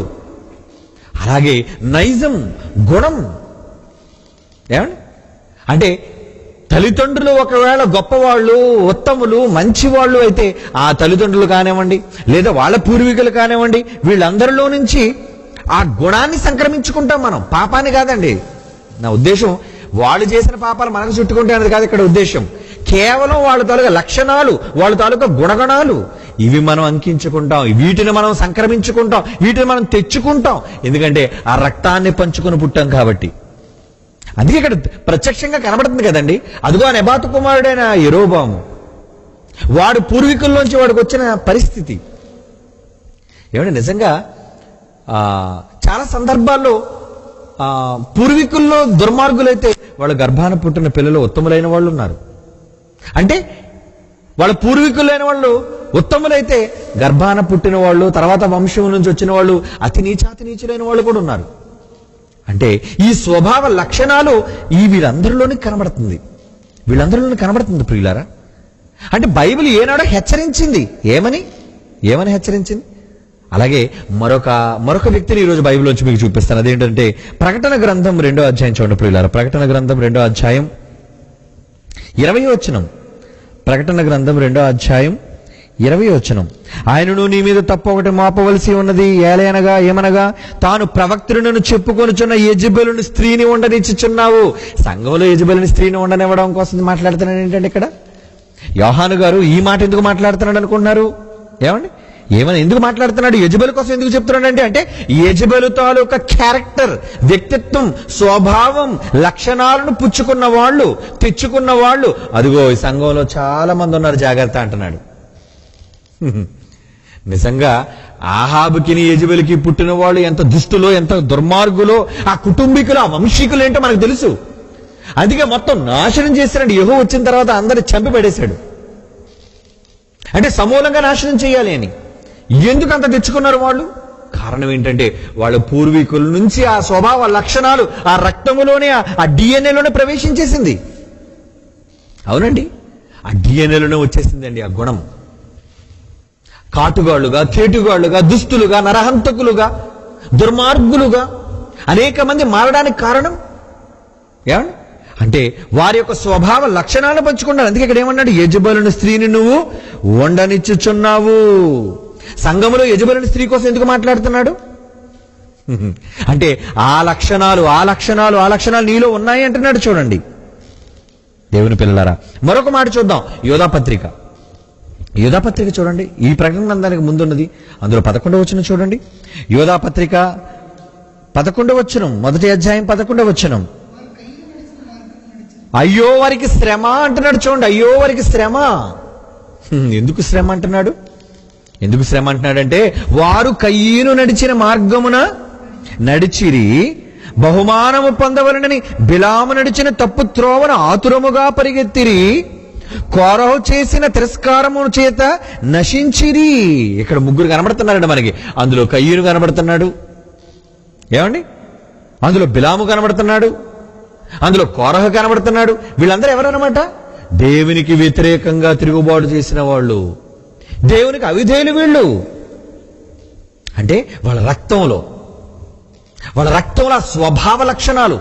కొంతమంది చూడండి ముక్కు మీద కోపం, నాన్నకి ముక్కు మీద కోపం అనుకోండి, ఆ గర్భాన పుట్టినోడు కూడా ముక్కు మీద కోపమే. ఏమండి, నాన్న సౌమ్యమైన వాడు అనుకోండి, పిల్లలు కూడా సౌమ్యంగా ఉంటారు. అంటే వాళ్ళ యొక్క లక్షణాలు డిఎన్ఏ. ఆహారపు అలవాట్లు, జబ్బులను మాత్రమే కాదండి, స్వభావాన్ని కూడా తెచ్చుకుంటున్నారు. స్వభావం. తల్లిదండ్రులు అబద్ధికులయ్యారు కాబట్టి గర్భాన పుట్టిన వాళ్ళు కూడా, ఆ గర్భం నుంచి వచ్చిన వాళ్ళు ఏమవుతున్నారు? అబద్ధికులుగా మారుతున్నారు. అంటే ఒకవేళ నీలో రక్తంలో ఒకవేళ ఆ లక్షణాలు, ఆ దోషాలు ఉన్నా ఆ దోష నివారణ చేసుకోవాలి. నువ్వు ఆ స్వభావ లక్షణాలు నీలో వచ్చేస్తున్నా నువ్వేం చేయాలి? ఏం చేయాలి? ఆ స్వభావాన్ని మార్చుకొనగలిగే పరిస్థితి నీలో ఉండాలి. కీర్తనల గ్రంథం 58వ కీర్తన చూడండి. 58వ కీర్తన 3-4 వచనాలు ప్రియులారా. తల్లి కడుపున పుట్టినది మొదలుకొని భక్తిహీనులు అంటున్నాడు ఏంటండి? తల్లి కడుపులో భక్తిహీనులు పుట్టడం ఏంటండి? పసిపెట్ట కదా, వాడికి తెలీదు. వాడి భక్తిహీనుడు ఎందుకంటే తెలుసా? ఈ జాగ్రత్తగా వినాలి ఈ మాట. తల్లి గర్భమునది పుట్టినది మొదలుకొని భక్తిహీనులు విపరీత బుద్ధి, అదే క్యారెక్టర్, అదే వ్యక్తిత్వం. పుట్టినప్పుడు వాడు అమాయకుడే, పాపం వాడికి ఏం తెలీదు. వాడు జాగ్రత్తగా దేవుని మార్గంలో నడిపిస్తాడు, బాగుపడిపోతాడు. లేదు వాడిని ఆ విధంగా వదిలేసావా, వాడు దుష్టత్వం వాడిలో ఉంది. ఎందుకంటే వాడు రక్తంలోనే స్వభావం వచ్చేసింది, క్యారెక్టర్. విపరీత బుద్ధి. ఏడు రక్తంలో విపరీత బుద్ధి ఉందా? ఏమండి? తల్లిదండ్రులు గర్భాన పుట్టిన తోడనే విపరీత బుద్ధి కలిగి ఏం చేస్తున్నారంటే వాళ్ళు పుట్టిన తోడనే. అసలు మాటే రాదు కదండి, అబద్ధములు ఆడుతానని ఎందుకంటున్నాడు ఆ మాట? చాలా మందికి అర్థం కాలేదు ఆ మాట. పుట్టిన తోడనే మనిషి అబద్ధం ఆడడం ఏంటంటే అనుకున్నారా? అబద్ధం ఆడే లక్షణం వాడిలో ఉంది, వచ్చేసింది. ఎక్కడి నుంచి వచ్చేసింది? తొలి మానవుడైన ఆదాము నుంచి ఆరంభమైపోయింది, ఆ రక్తం నుంచి ఆరంభమైపోయింది. ఏమని? అబద్ధమాడే లక్షణం. అబద్ధమాడే లక్షణం అండి. మనం ముందు మన జీవితంలో నేర్చుకుంటే అబద్ధమే. మనం దొంగచాడుగా చిన్నప్పుడు దొంగచాడుగా ఇది తినేస్తాడు, నోట్లో పెట్టేసుకుంటాడు. వాడు ఇంకా బొంగురుతుంటాడు అంతే, టక్క నోట్లో పెట్టేసుకుంటాడు. తల్లి వచ్చి కొళ్ళారు చేసి ఏంట్రా తిన్నావు అంటే ఏం తినలేదంటారు. ఏంటి మాయ, ఏంటి మోసం అంటే ఆటోమేటిక్ గా వాడు ఎందుకు తల ఊపేశాడు? లేదు, తెలియదు, నేను తెలియదు. చిన్నప్పుడు రైమ్ కూడా ఏమి నేర్పించాను? Johnny Johnny yes papa. Eating sugar? No papa, నేనేం తినట్లేదు. టెలింగ్ లైస్? No papa. అయితే నోరు తెరవరా, వంద పంచదార నోట్లో వాడికి. అంటే పంచదార నోటి నిండా గుక్కులు వేసుకొని ఎరా పంచదార తిన్నావంటే లేదు. ఏమండి, చిన్ననాటి నుంచి అబద్ధాలు నేర్చుకుని ప్రాథమిక పాఠాల నుంచి అదే రైమ్స్ అబద్ధాన్ని నేర్చుకుని వేస్తున్నాం మనం. ఇంకా రైమ్లో ఇంకా కాదండి, పుట్టిన తోడనే అబద్ధం. అబద్ధం అనేది నీ గొడవలో ఉందిరా, నీ స్వభావంలో ఉంది, నీ వ్యక్తిత్వంలో ఉంది అంటున్నాడు. ఎందుకంటే మీ నాన్న ఒక పెద్ద అబద్ధికుడు, మీ అమ్మ ఒక పెద్ద అబద్ధికురాలు. వాళ్ళు ఆడిన అబద్ధాలు ఇన్నని కాదు, ఆ అబద్ధాలు ఆడి ఆడి ఆడి ఆడి. ఏమండి, కొంతమంది భార్యలు భర్తల దగ్గర విపరీతమైన అబద్ధాలు ఆడుతుంటారండి. కొంతమంది భర్తలు భార్యల దగ్గర విపరీతమైన అబద్ధాలు ఆడుతుంటారండి. ఈ అబద్ధాలన్నీ కూడా పిల్లలకి ఎలా వచ్చేస్తాయి అనుకున్నారు? చూసి నేర్చుకోవడం సెకండరీ. ఏమండి, మా అమ్మ అబద్ధం ఆడడం చూసి నేర్చుకున్నానండి కాదండి. నువ్వు అబద్ధాలు ఆడుతుంటావే, ఆ అబద్ధం నువ్వు ఆడటం అనే అలవాటు ఏమైపోయింది తెలుసా? ఆటోమేటిక్ గా నీ జీన్స్ లోకి వెళ్ళిపోయింది, జెనెటికల్ డిజార్డర్ అయిపోయింది. అది నీ లక్షణాలలోకి కలిసిపోయింది, అది నీ రక్తంలోకి వెళ్ళిపోయింది. అది లక్షణం సుమా, ఆ లక్షణం వెళ్ళిపోయింది. ఆటోమేటిక్ గా ఆ రక్తాన్ని పంచుకుని పుట్టినవాడు వాడేమంటాడు? ఆడబద్ధమే, వాడబద్ధికుడే. స్వభావాన్ని బట్టేవాడు నోరు విప్పక ముందే అబద్ధములు ఆడుచూ తప్పిపోతున్నారు వాళ్ళంతా. చదవండి మరలా ఆ మాట. కీర్తన గ్రంథం 58వ కీర్తన, కీర్తనలు 58:3. తల్లి కడుపున పుట్టినది మొదలుకొని రూపకాలంగా చెప్తున్నాడండి. ఇక్కడ చాలా మందికి ఈ మాట అర్థం కాక తల్లి కడుపులో పుట్టినవన్నీ అబద్ధాలు ఆడడం ఏంటండి అనుకుంటున్నారు, అర్థం కాక. అది దీని పరమార్థం. నీ రక్తంలోనే ఉంది నీ వ్యక్తిత్వం. నువ్వు ఎలాంటి వాళ్ళకి జన్మనిస్తున్నావు అంటే, నువ్వు జన్మనిచ్చే ముందు, నువ్వు కనే ముందు, నువ్వు బయటకు పంపే ముందు నువ్వు ఎలాంటి వాడవో అలాంటి వాడికి జన్మనిస్తున్నావు. నువ్వు పావునే కంటది, అవునా? సింహం సింహాన్నే కంటది, అబద్ధికుడు అబద్ధికుడినే కంటాడు. అర్థమవుతుందా మీకు? దేవుని పిల్లలారా, ఇది దేవుడు చెబుతున్న నగ్న సత్యం. అవును, యథార్థ సంఘటన చెబుతున్నాడు. కనుక తల్లి గర్భములో పుట్టినది మొదలుకొని విపరీత బుద్ధి. అప్పటికాడికి విపరీత బుద్ధా? ఆడికి అసలు అంటే ఆరాదు, పాపం అంటే ఏంటో తెలియదు, కానీ వాడు బుద్ధి విపరీత బుద్ధది. తర్వాత వాడిని అలా విడిచిపెట్టేస్తే ఆ బుద్ధి నువ్వు మార్చకుండా ఈ బుద్ధి వాక్యంలో వాడికి నేర్పించకపోతే ఆ బుద్ధే కంటిన్యూ అయిపోద్ది. వాడికి మార్చాలి కదండి, వాడిని మార్చాలి కదండి. చిన్ననాటి నుంచి ఎందుకు దేవుని జ్ఞానాన్ని నేర్పించాలి? చిన్ననాటి నుంచి నేర్పించకపోతే వాడు పూర్వస్థితి, అదే నీ స్థితి వాడు నేర్చేసుకుంటాడు. ఎందుకంటే ఆల్రెడీ పండిపోయి నీ కడుపు నుంచి వచ్చేసాడు వాడు. నీ స్వభావ లక్షణాలన్నీ విపరీత బుద్ధిలో వాడు ధరించుకు వచ్చేసాడు వాడు. కనుక ఆటోమేటిక్గా బయట పెడతాడు వాడు. అలా పెట్టకుండా ఉండాలి అంటే నువ్వేం చేయాలి?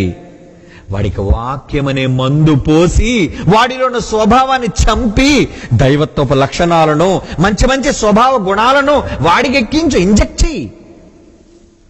ఏమండి, మన శరీరములో మనకి రోగ నిరోధక శక్తిని పెంచడానికి తొలుత మనకి ఇచ్చేది ఏంటనుకో, టీకాలు అనేవారు చూసారు. అప్పుడు అవి ఏంటనుకున్నారు?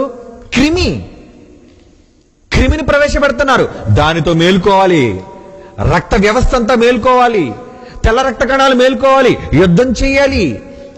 వాటిని మేల్కొల్పడానికి రోగక్రిమిని ప్రవేశపెడుతుంది ప్రభుత్వం. అది మంచికి. ఈ రోజు ఆ భయంకరమైన స్వభావ లక్షణాలు మనిషిలోనే ఉన్నప్పుడు నువ్వేం చేయాలి? వాక్యం అనే ఇంజెక్షన్ పెట్టి లోనికి పంపించే, వాక్యాన్ని లోనికి అది ఫైట్ చేస్తుంది, లోనికి వెళ్ళి నీ స్వభావాన్ని మారుస్తుంది. అది పుట్టిన తోడనే ఒకవేళ ఆ లక్షణాలు అనేది నీ రక్తాన్ని బట్టి నీకు సంక్రమించినా, ఎందుకంటే మనందరికీ అన్ని దుర్గుణాలు సంక్రమించాయండి. ఒక్క మాటలో మీకు చెప్పాలంటే ఆదాము అబద్ధికుడు కాదు, మళ్ళీ ఎవడ అబద్ధికుడు కాదు చెప్పండి?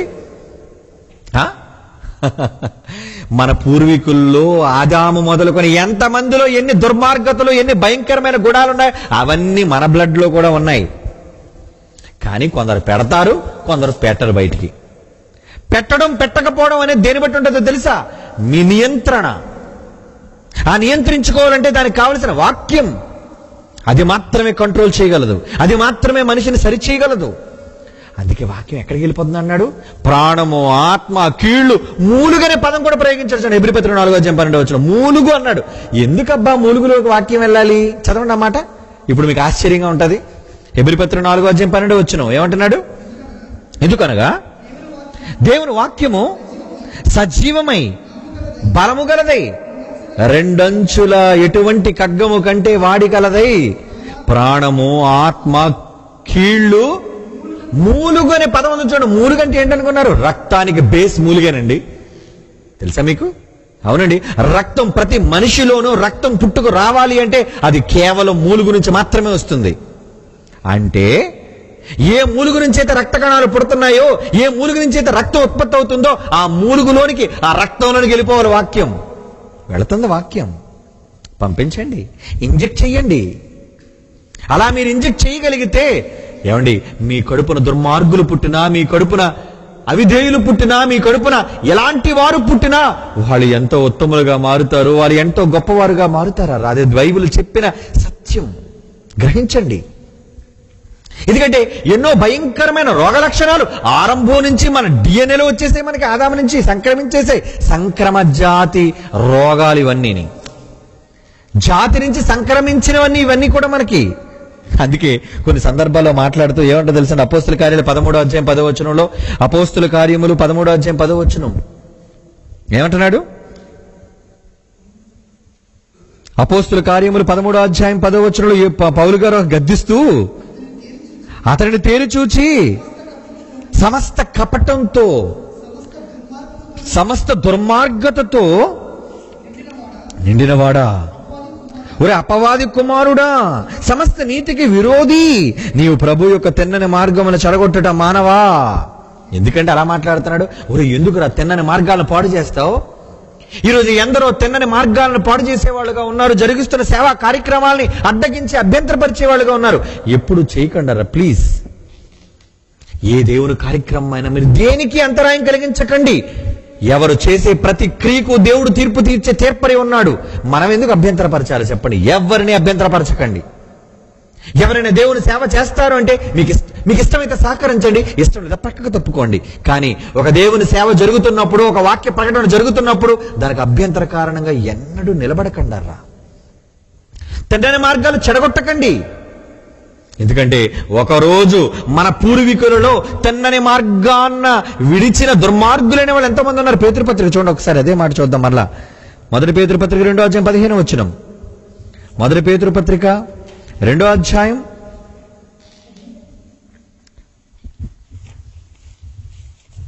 ఏమండి? 2 పేతురుపత్రిక 2:15 తిన్నని మార్గమును విడిచి బెయోరు కుమారుడైన బిలాము. బెయోరు అని తండ్రి పేరు ఎందుకు చెప్తున్నాడండి? ఇప్పుడు మీకు అర్థమై ఉండాలి తండ్రుల పేర్లు ఎందుకు చెప్తున్నాడు. రే, మీ నాన్న నుంచి వచ్చిందిరా నీకు గుణం, నీ తండ్రి నుంచి వచ్చిందిరా నీకు గుణం, అదిగో నీ తల్లి నుంచి వచ్చిందిరా నీకు గుణం. తల్లి నేర్పించింది అదేమని, చెడుతనం బాగా చెయ్యు, బాగా జనులందరినీ ఇబ్బంది పెట్టు. తల్లి గాని తండ్రి గాని టీచర్స్ వీళ్ళందరూ కూడా. అబ్బెబ్బెబ్బే నేను ఎప్పుడు అలా చెప్పలేదండి. నువ్వు చెప్పలేదా? నీ బుద్ధి ఏంటో కడుపులో వాడు ఉన్నప్పుడే నీ రక్తంలో ఉంది ఆ బుద్ధి అనేది. ఆ బుద్ధి అడిగి వచ్చింది అడిగి. నీది కుక్క బుద్ధి అయితే నీ గర్భాన్ని పుట్టిన వాళ్ళకి కుక్క బుద్ధి అవుతుంది, అవునా? నీది ఎంగిలి బుద్ధి అయితే నీ గర్భాన్ని పుట్టిన వాళ్ళకి కూడా ఎంగిలి బుద్ధి అవుతుంది. ఎక్కడ నేర్చుకున్నావు అలా దరిద్రపు అలవాట్లని? పిల్లలు తిడతావండి నువ్వు. చాలా మంది పిల్లలు నిందిస్తుంటారు కదా, చాలా మంది పిల్లలు నిందిస్తుంటారు, నువ్వు చెడ్డోడివి, నువ్వు చెడ్డోడు, నువ్వు చెడ్డోడు, నువ్వు చెడ్డోడివి. ఏమండి, మన వాళ్ళు చెడ్డవాళ్ళు అయితే ఆ చెడ్డవాళ్ళు అవ్వడానికి మన పూర్వీకుల నుంచి కారణం అయిపోతున్నారు. ఆది తండ్రి అని ఆదాం మొదలుకొని అందరూ వచ్చేస్తారు అందులో లైన్లోకి. ఎవరు మంచోళ్ళు? ఏమండి, ఎవరు మంచోళ్ళండి? ఎవరు చెడ్డవాళ్ళండి?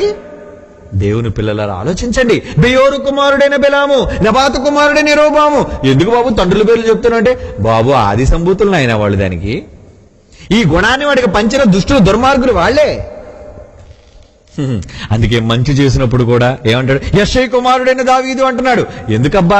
యెషైలో వెరీ గుడ్ జెన్యూన్ పర్సన్. అందుకే యెషై నుంచి వచ్చినవాడు దావీదు, వండర్ఫుల్ మ్యాన్. ఒక మనిషిని పొగిడినప్పుడు తండ్రిని పొగుడుతున్నాడు. ఒక మనిషి చెడ్డవాడైనప్పుడు అతను తండ్రిని అంటున్నాడు. ఎందుకంటున్నాడు? అలాగని తండ్రి ఒక్కడే కారణం కాకపోవచ్చు. తండ్రి ఒకరు మంచోడు అయితే తాత ముత్తాతలు ఆడు దుర్మార్గులు అనుకోండి. ఒకసారి తండ్రులు మంచోళ్ళేనండి, కానీ తాత ముత్తాతలు నెంబర్ 1 కేడీలు. ఏమండి, వాళ్ళకతో తాత ముత్తాతలు ఇంకా ముందున్న వాళ్ళు ఉన్నారు. ఏమండి, మనం ముందు మనకి ఎంత తెలుసండి? మహా అయితే ఇటొక 2 తరాలు అటొక 2-3 తరాలే మనకు తెలుసు. అసలు మన పూర్వీకుల్లో మన వంశవృక్షం అంటారు చూసారా? ఈ వంశవృక్షంలో ఎంతమంది కేడీలు ఉన్నారు, ఎంతమంది హంతకులు ఉన్నారు, ఎంతమంది వ్యభిచారులు ఉన్నారు, ఎంతమంది దొంగలు ఉన్నారు, ఎంతమంది పోకిరీలు ఉన్నారు, ఎంతమంది జులాయిలు ఉన్నారు. వీళ్ళందరూ ఉన్నారంటారు లేదంటే అబ్బెబ్బెబ్బె మా వంశం మాత్రం కావాలి, నీతి కలిగిన వంశం అని అంటారా? చెత్త మాటలు మాట్లాడకండి అవన్నీ. నీకేం తెలుసు నీ వంశం కోసం? నీకేం తెలుసు నా వంశం కోసం? నాకేం తెలుసు? ఎవరి వంశాల కోసం ఎవ్వరూ మాట్లాడకూడదు. వంశాల కోసం మాట్లాడాలంటే అది దేవుడే మాట్లాడాలి.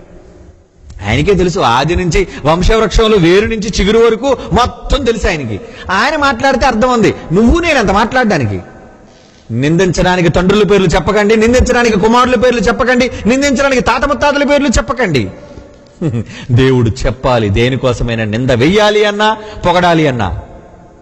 ఒక మంచి మాట చూద్దాం ప్రియులారా. యెషయాగ్రంథం 41వ అధ్యాయం చూడండి ప్రియులారా. యెషయాగ్రంథం 41:4 వచనం చూడండి. బైబిల్ అండి, బైబిల్. ఎవరికి తెలుసండి ఈ స్వభావ లక్షణాలు? క్యారెక్టర్. ఏమండి, నేను క్యారెక్టర్ను చాలా జాగ్రత్తగా పోషించుకొని వచ్చాను. నటించారు. నీ క్యారెక్టర్ అంటే అది స్వభావం. నటించడం క్యారెక్టర్ కాదు. ఒరిజినల్ గా నీ బ్లడ్ లో ఉండాలి. నీ బ్లడ్, రక్తంలోని వ్యక్తిత్వం. యెషయాగ్రంథం 41వ అధ్యాయం 4వ వచనం చూడండి ప్రియులారా. ఆది నుండి మానవ వంశములను పిలిచిన వాడు దేవుడు. నువ్వా నేనా? నువ్వెవడు చెప్పడానికి? మా నాన్న చెడ్డోడని, మా తాత చెడ్డోడని, నువ్వు చెడ్డోడు అని. నువ్వు మంచోడువా? నీ తాత ముత్తాతలు మంచోడా? మా అమ్మ అంటే చాలా మంచిదండి. ఏం మంచిది మీ అమ్మ? మీ అమ్మ క్యారెక్టర్ ఏంటో మీ అమ్మమ్మని అడుగు చెప్తుంది. మీ అమ్మమ్మ క్యారెక్టర్ ఏంటో వాళ్ళ అమ్మని అడుగు చెప్తుంది. మీ నాన్న క్యారెక్టర్ ఏంటో వాళ్ళ నాన్నని అడుగు చెప్తాడు. ఎవరి క్యారెక్టర్ల కోసం ఎవరు తప్పు పట్టడానికి హక్కు, అధికారం లేదు. ఆది నుంచి మానవ వంశాన్ని పిలిచిన వాడు దేవుడు. దేవుడండి పిలుస్తాడు. నువ్వెంత నేనెంత అనడానికి. ఎవరిని తొందరపడి మాటలు విసరకండి. అందుకే విసరవలసి వస్తే ప్రతి మనిషి రక్తంలో ఉంది కాబట్టి, ప్రతి మనిషిలో గ్రూప్ ఉంది కాబట్టి, ప్రతి మనిషి జాతి రక్తంలోనూ భయంకరమైన దుష్ట జాతి ఉందండి. మనలో లేదా? మనలో లేదా? ఉంది. నేను చాలా మంచివాడిని, పుట్టుకతో చాలా నీతిమంతుడని అనేవాళ్ళు ఎవరైనా ఉన్నారా? అందుకే వేసినాడు, రా తప్పు చేయనుడు రాయండి రా అన్నాడు. అందుకే ఎవడ తప్పు లేనాడు? ఎవడ పాపం లేనివాడు? నేను మంచివాడిని ఎవరు చెప్పుకోకండి. నేను మంచివాడిని ఎవరు చెప్పుకోకండి. అందుకన్నాడు తిన్నని మార్గములను విడిచిన. అందుకే మంచి అవుతున్నా. మళ్ళీ ఏంటంటే మన మాట 2 పేతురుపత్రిక 2వ అధ్యాయం 15వ వచనం. తిన్నని మార్గమును విడిచిన బెయోరు కుమారుడైన బిలాము పోయిన మార్గమును బట్టి త్రోవ తప్పిపోయిరి. ఎందుకు త్రోవ తప్పిపోయి తెలుసా? వాళ్ళ నాన్నన్నాడు, ఆడి తప్పిపోయాడు ముందు. దేవుడు అంటున్నాడు ఈ మాట. అంటే ఒక మనిషి రక్తంలోని స్వభావం కనబడుతుంది, వ్యక్తిత్వం. అందుకే పెద్దలు అంటారు చూసారు అప్పుడప్పుడు సామెత, అన్నాన్నంతా చూడాలి అంటే ఒక మెతుకుని పట్టుకుంటే చాలట. అవునా? అంటే ఎవరిలోనైనా ఏమైనా దుర్మార్గపు గుణం కనబడితే అమ్మబాబు వీళ్ళు కూడా ఉండొచ్చేమో. అలాగని కించపరచకండి. ఒక మంచి మాట చూద్దామండి.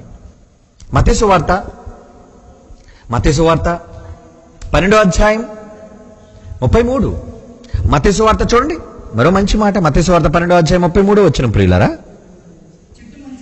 చెట్టు మంచిదని ఎంచి దాని పండు మంచిదని ఎంచిన ఆయన. యేసు చెప్పిన భవిష్యత్ అండి ఇది. యేసు చెప్పిన మహాజ్ఞానం అండి. పండు ఎక్కడి నుంచి వచ్చింది? చెట్టు నుంచి వచ్చింది. చెట్టు ఎలాంటిది? చెట్టు ఎలాంటిదో తెలుసుకుంటూ పండుని చెప్పవచ్చు, డిసైడ్ చేసేయచ్చు. అందుకే చెట్టు మంచిదైతే విత్తనం మంచిది అన్నారు.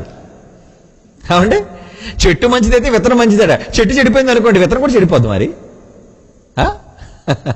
ఏమండి, బైబిల్ గొప్ప సైకాలజీ అండి. స్వభావ లక్షణాలు చెప్పిందండి బైబిల్.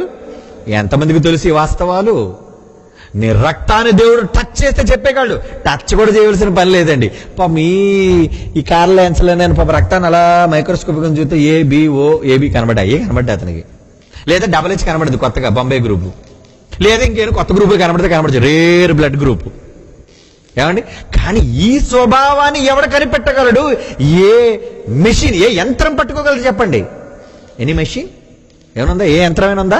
ఇటు దుష్టుడు దుర్మార్గుడు అని చెప్పడానికి? ఏమంటే నిజంగా అలాంటి యంత్రాలు కనిపెట్టేది ఈ పోలీసులు, చట్టాలు, కోర్టులు ఏం అవసరం లేదండి. మనిషిని అలా స్కానింగ్ మిషన్ పంపితే చెడ్డోడు మంచోడు చెప్పేస్తుంది. అలాంటివి లేవండి. బయటికి మంచివాడిగానే కనబడతాడు. ఏమండి, అలాగని బయటికి దుర్మార్గులు కనబడే వాళ్ళందరూ దుర్మార్గులు కారు, బయటికి మంచిగా కనబడిన వాళ్ళందరూ మంచివాళ్ళు కారు. అలా కనిపెట్టాలి అంటే దేవుని వాక్యము మాత్రమే పసిగట్టగలదు. ఎందుకంటే ఆది నుంచి మానవ వంశాన్ని పిలిచిన వాడు ఆయన కనుక ఫ్రూట్, నీ నుంచి వచ్చే ఉత్పత్తి ఏదైతే ఉందో దానిని బట్టి చెప్పవచ్చు నువ్వు మంచివాడుగా కాదా అని. అందులో నీ రక్తం, ఎవరి రక్తం మంచిది? ఏమండి, నేనెప్పుడు అలాంటి కాదండి అంటాడు. నువ్వెప్పుడు అలాంటి కావచ్చు, నీ తాత ముత్తాతల రక్తం నీలో ఉంది. నేనెప్పుడు అలాంటి వ్యక్తిని కాదండి. నేను ఎప్పుడు అలాంటి వ్యక్తిని కాను. నువ్వు అలాంటి వ్యక్తి కాకపోవచ్చు, కానీ నీలో ఉన్న వ్యక్తి యొక్క వ్యక్తిత్వం నీ పూర్వీకుల నుంచి వచ్చినది. నువ్వు గమనించాలి. బెయోరు కుమారుడని బిలాం అంటున్నాడు, నెబాతు కుమారుడిని యెరోబాము అంటున్నాడు. ఎందుకు దేవుడు మాట్లాడుతున్నాడు ఈ మాటలన్నీ కూడా? ఎందుకు మాట్లాడుతున్నాడు అంటే వాళ్ళ స్వభావ లక్షణాలను పుణికిపుచ్చుకున్నావు. కయ్యను వంటి స్వభావం నీకొద్దు, బిలాము వంటి స్వభావం నీకొద్దు. నాలో ఎందుకు ఉంటుందండి? ఎప్పుడో కయ్యని స్వభావం నాలో ఎందుకు ఉంటుందండి అని నువ్వు అనొచ్చు. కయ్యను మా తాత కాడు, మా ముత్తాత కాడు, 100 తరాలకు ముందున్నాడు కాదు. ఎప్పుడో పుట్టిన కయ్యనికి నాకు సంబంధం ఏంటనుకున్నారా? కయ్యను వంటి వారుగా మీరు ఉండకూడదు అని ఎందుకంటున్నాడంటే, ఒరే నాయనా, కయ్యనులో ప్రవహించే రక్తం నీలో కూడా ఉందిరా బిడ్డ అంటున్నాడు దేవుడు. ఆ కయ్యనులో ఉన్న స్వభావం నీలో కూడా ఉందిరా, కానీ దాన్ని చంపేయి. ఆ స్వభావాన్ని చంపేయి, దాన్ని నాశనం చేయి. మంచి స్వభావాన్ని పుణికి పుచ్చుకో అంటున్నాడండి. ఉన్నారా? మంచి స్వభావ లక్షణాలు కలిగిన వాళ్ళు కూడా ఉన్నారండి బైబిల్లో. బిలాము లాంటి వాళ్ళు, కోరహ లాంటి వాళ్ళు, కయ్యను లాంటి వాళ్ళు, యాసావు లాంటి వాళ్లే కాదండి. ఉత్తములైన స్వభావం కలిగిన వాళ్ళు ఆదాం నుంచి వచ్చిన వాళ్లే. వాళ్ళు ఆదాం అవ్వల నుంచి ఉద్భవించిన వాళ్లే. వాళ్ళు ఎలాంటి వాళ్ళు తెలుసా? వాళ్ళ వ్యక్తిత్వాల కోసం దేవుడు ఏమన్నాడు తెలుసా? వాళ్ళలో ఉన్నది అదే రక్తం అండి. కాకపోతే ఏఓ, బిఓ, ఏబిఓ, ఏదో గ్రూప్ రక్తం అయి ఉంటుంది. కానీ ఆ రక్తంలో వాళ్ళు పుణికి పుచ్చుకున్న స్వభావ లక్షణాలు దుష్ట సంబంధమైనవి లోన ఉన్నా వాళ్ళు ఎలాంటి వాళ్ళుగా పరిగణింపబడ్డారో తెలుసా? ఇప్పుడు చూద్దాం. ఒక మంచి మాట చూద్దాం. ద్వితీయోపదేశకాండం 18వ అధ్యాయం 16వ వచనం చూడండి ప్రియులారా. ద్వితీయోపదేశకాండం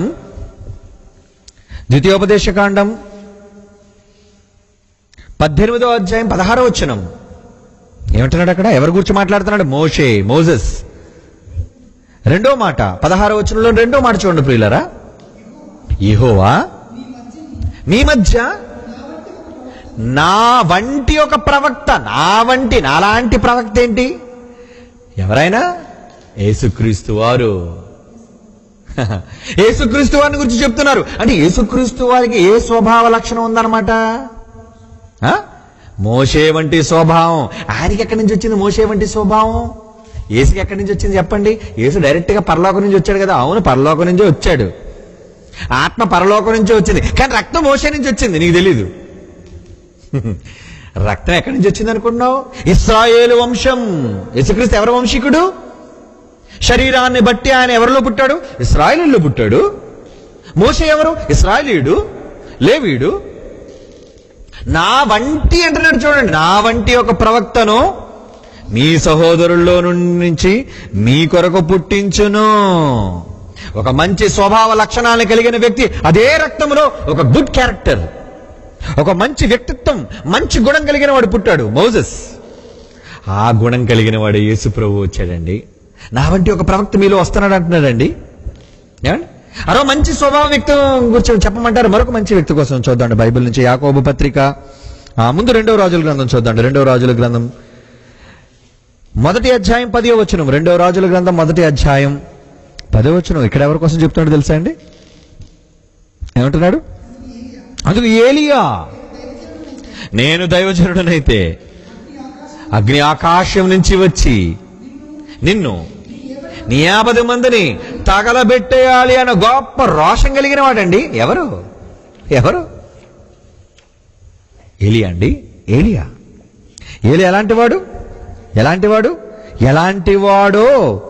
ఎలాంటివాడో అన్నది ఒక మంచి మాట రోమిలికి రాసిన పత్రికలో కూడా చూద్దాం. రోమాపత్రిక 11వ అధ్యాయం.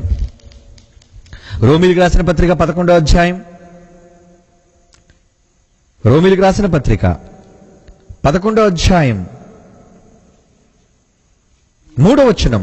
ప్రభువా వారిని ప్రవక్తలను చంపిన ఏలియాని గురించి మాట. 2వ వచనంలోని చివరి మాట. ఏలియాని గురించిన భాగంలో లేఖనం చెప్పుచున్నది మీరు ఎరుగరా?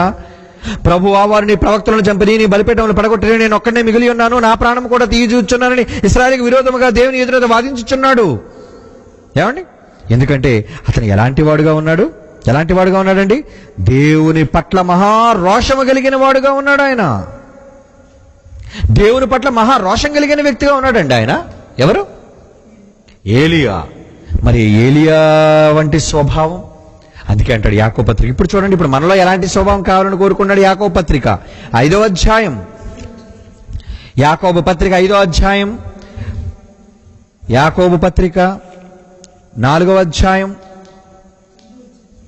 యాకోబు పత్రిక 5వ అధ్యాయం 17వ వచనం.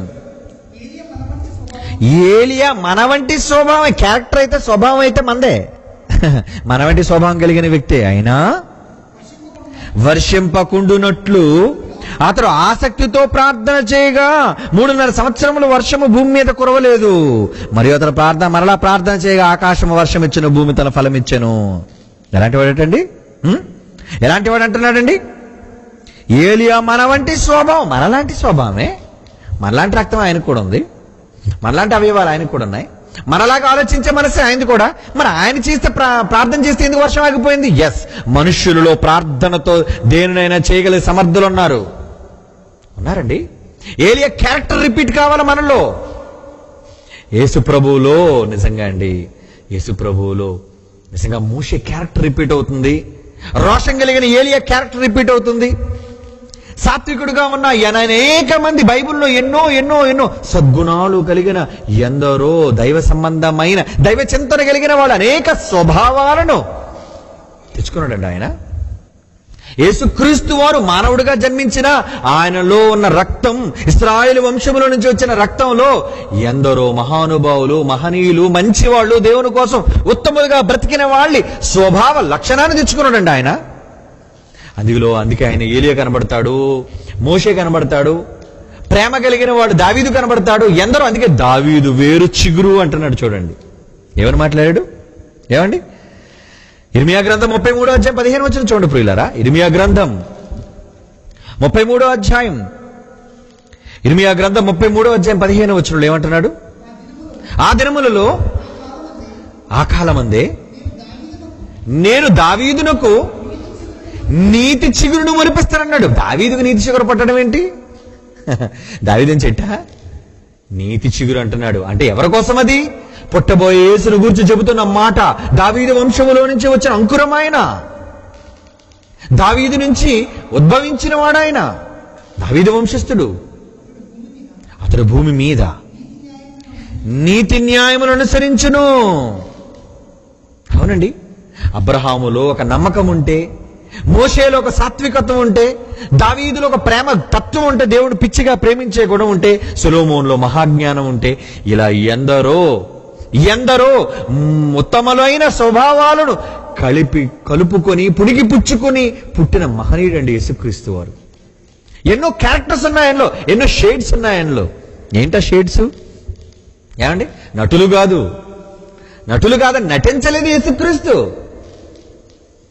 సొలొమోను కన్నా గొప్పవాడు, దావీదు కన్నా గొప్పవాడు, అబ్రహాము కన్నా గొప్పవాడు, ఇలా ఎందరో మోషే లాంటి ప్రవక్తల కన్నా ఎంతో గొప్పవాడు అయిన యేసుక్రీస్తు వారు.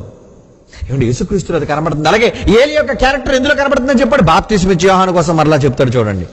అంటే ఎప్పుడో ఏలియా పుట్టడం ఏంటి, ఆ ఏలియా స్వభావం యేసుక్రీస్తు కాలంలో 6 నెలల ముందు పుట్టిన, యేసు కన్నా 6 నెలల ముందు పుట్టిన బాప్తిస్మ ఇచ్చే యోహానులో కనబడ్డం ఏంటనుకున్నారా? అవునండి. యోహాను సువార్త 1వ అధ్యాయం చూడండి. లూకా సువార్త 1వ అధ్యాయం, లూకా రాసిన సువార్త 1వ అధ్యాయం 17వ వచనం చూడండి ప్రియులారా. లూకా సువార్త 1వ అధ్యాయం 17వ వచనం. ఎవరు? బాప్తిస్మ ఇచ్చే యోహాను గురించి మాట్లాడుతున్న చూడండి. 16-17 వచనాలు ఏమని?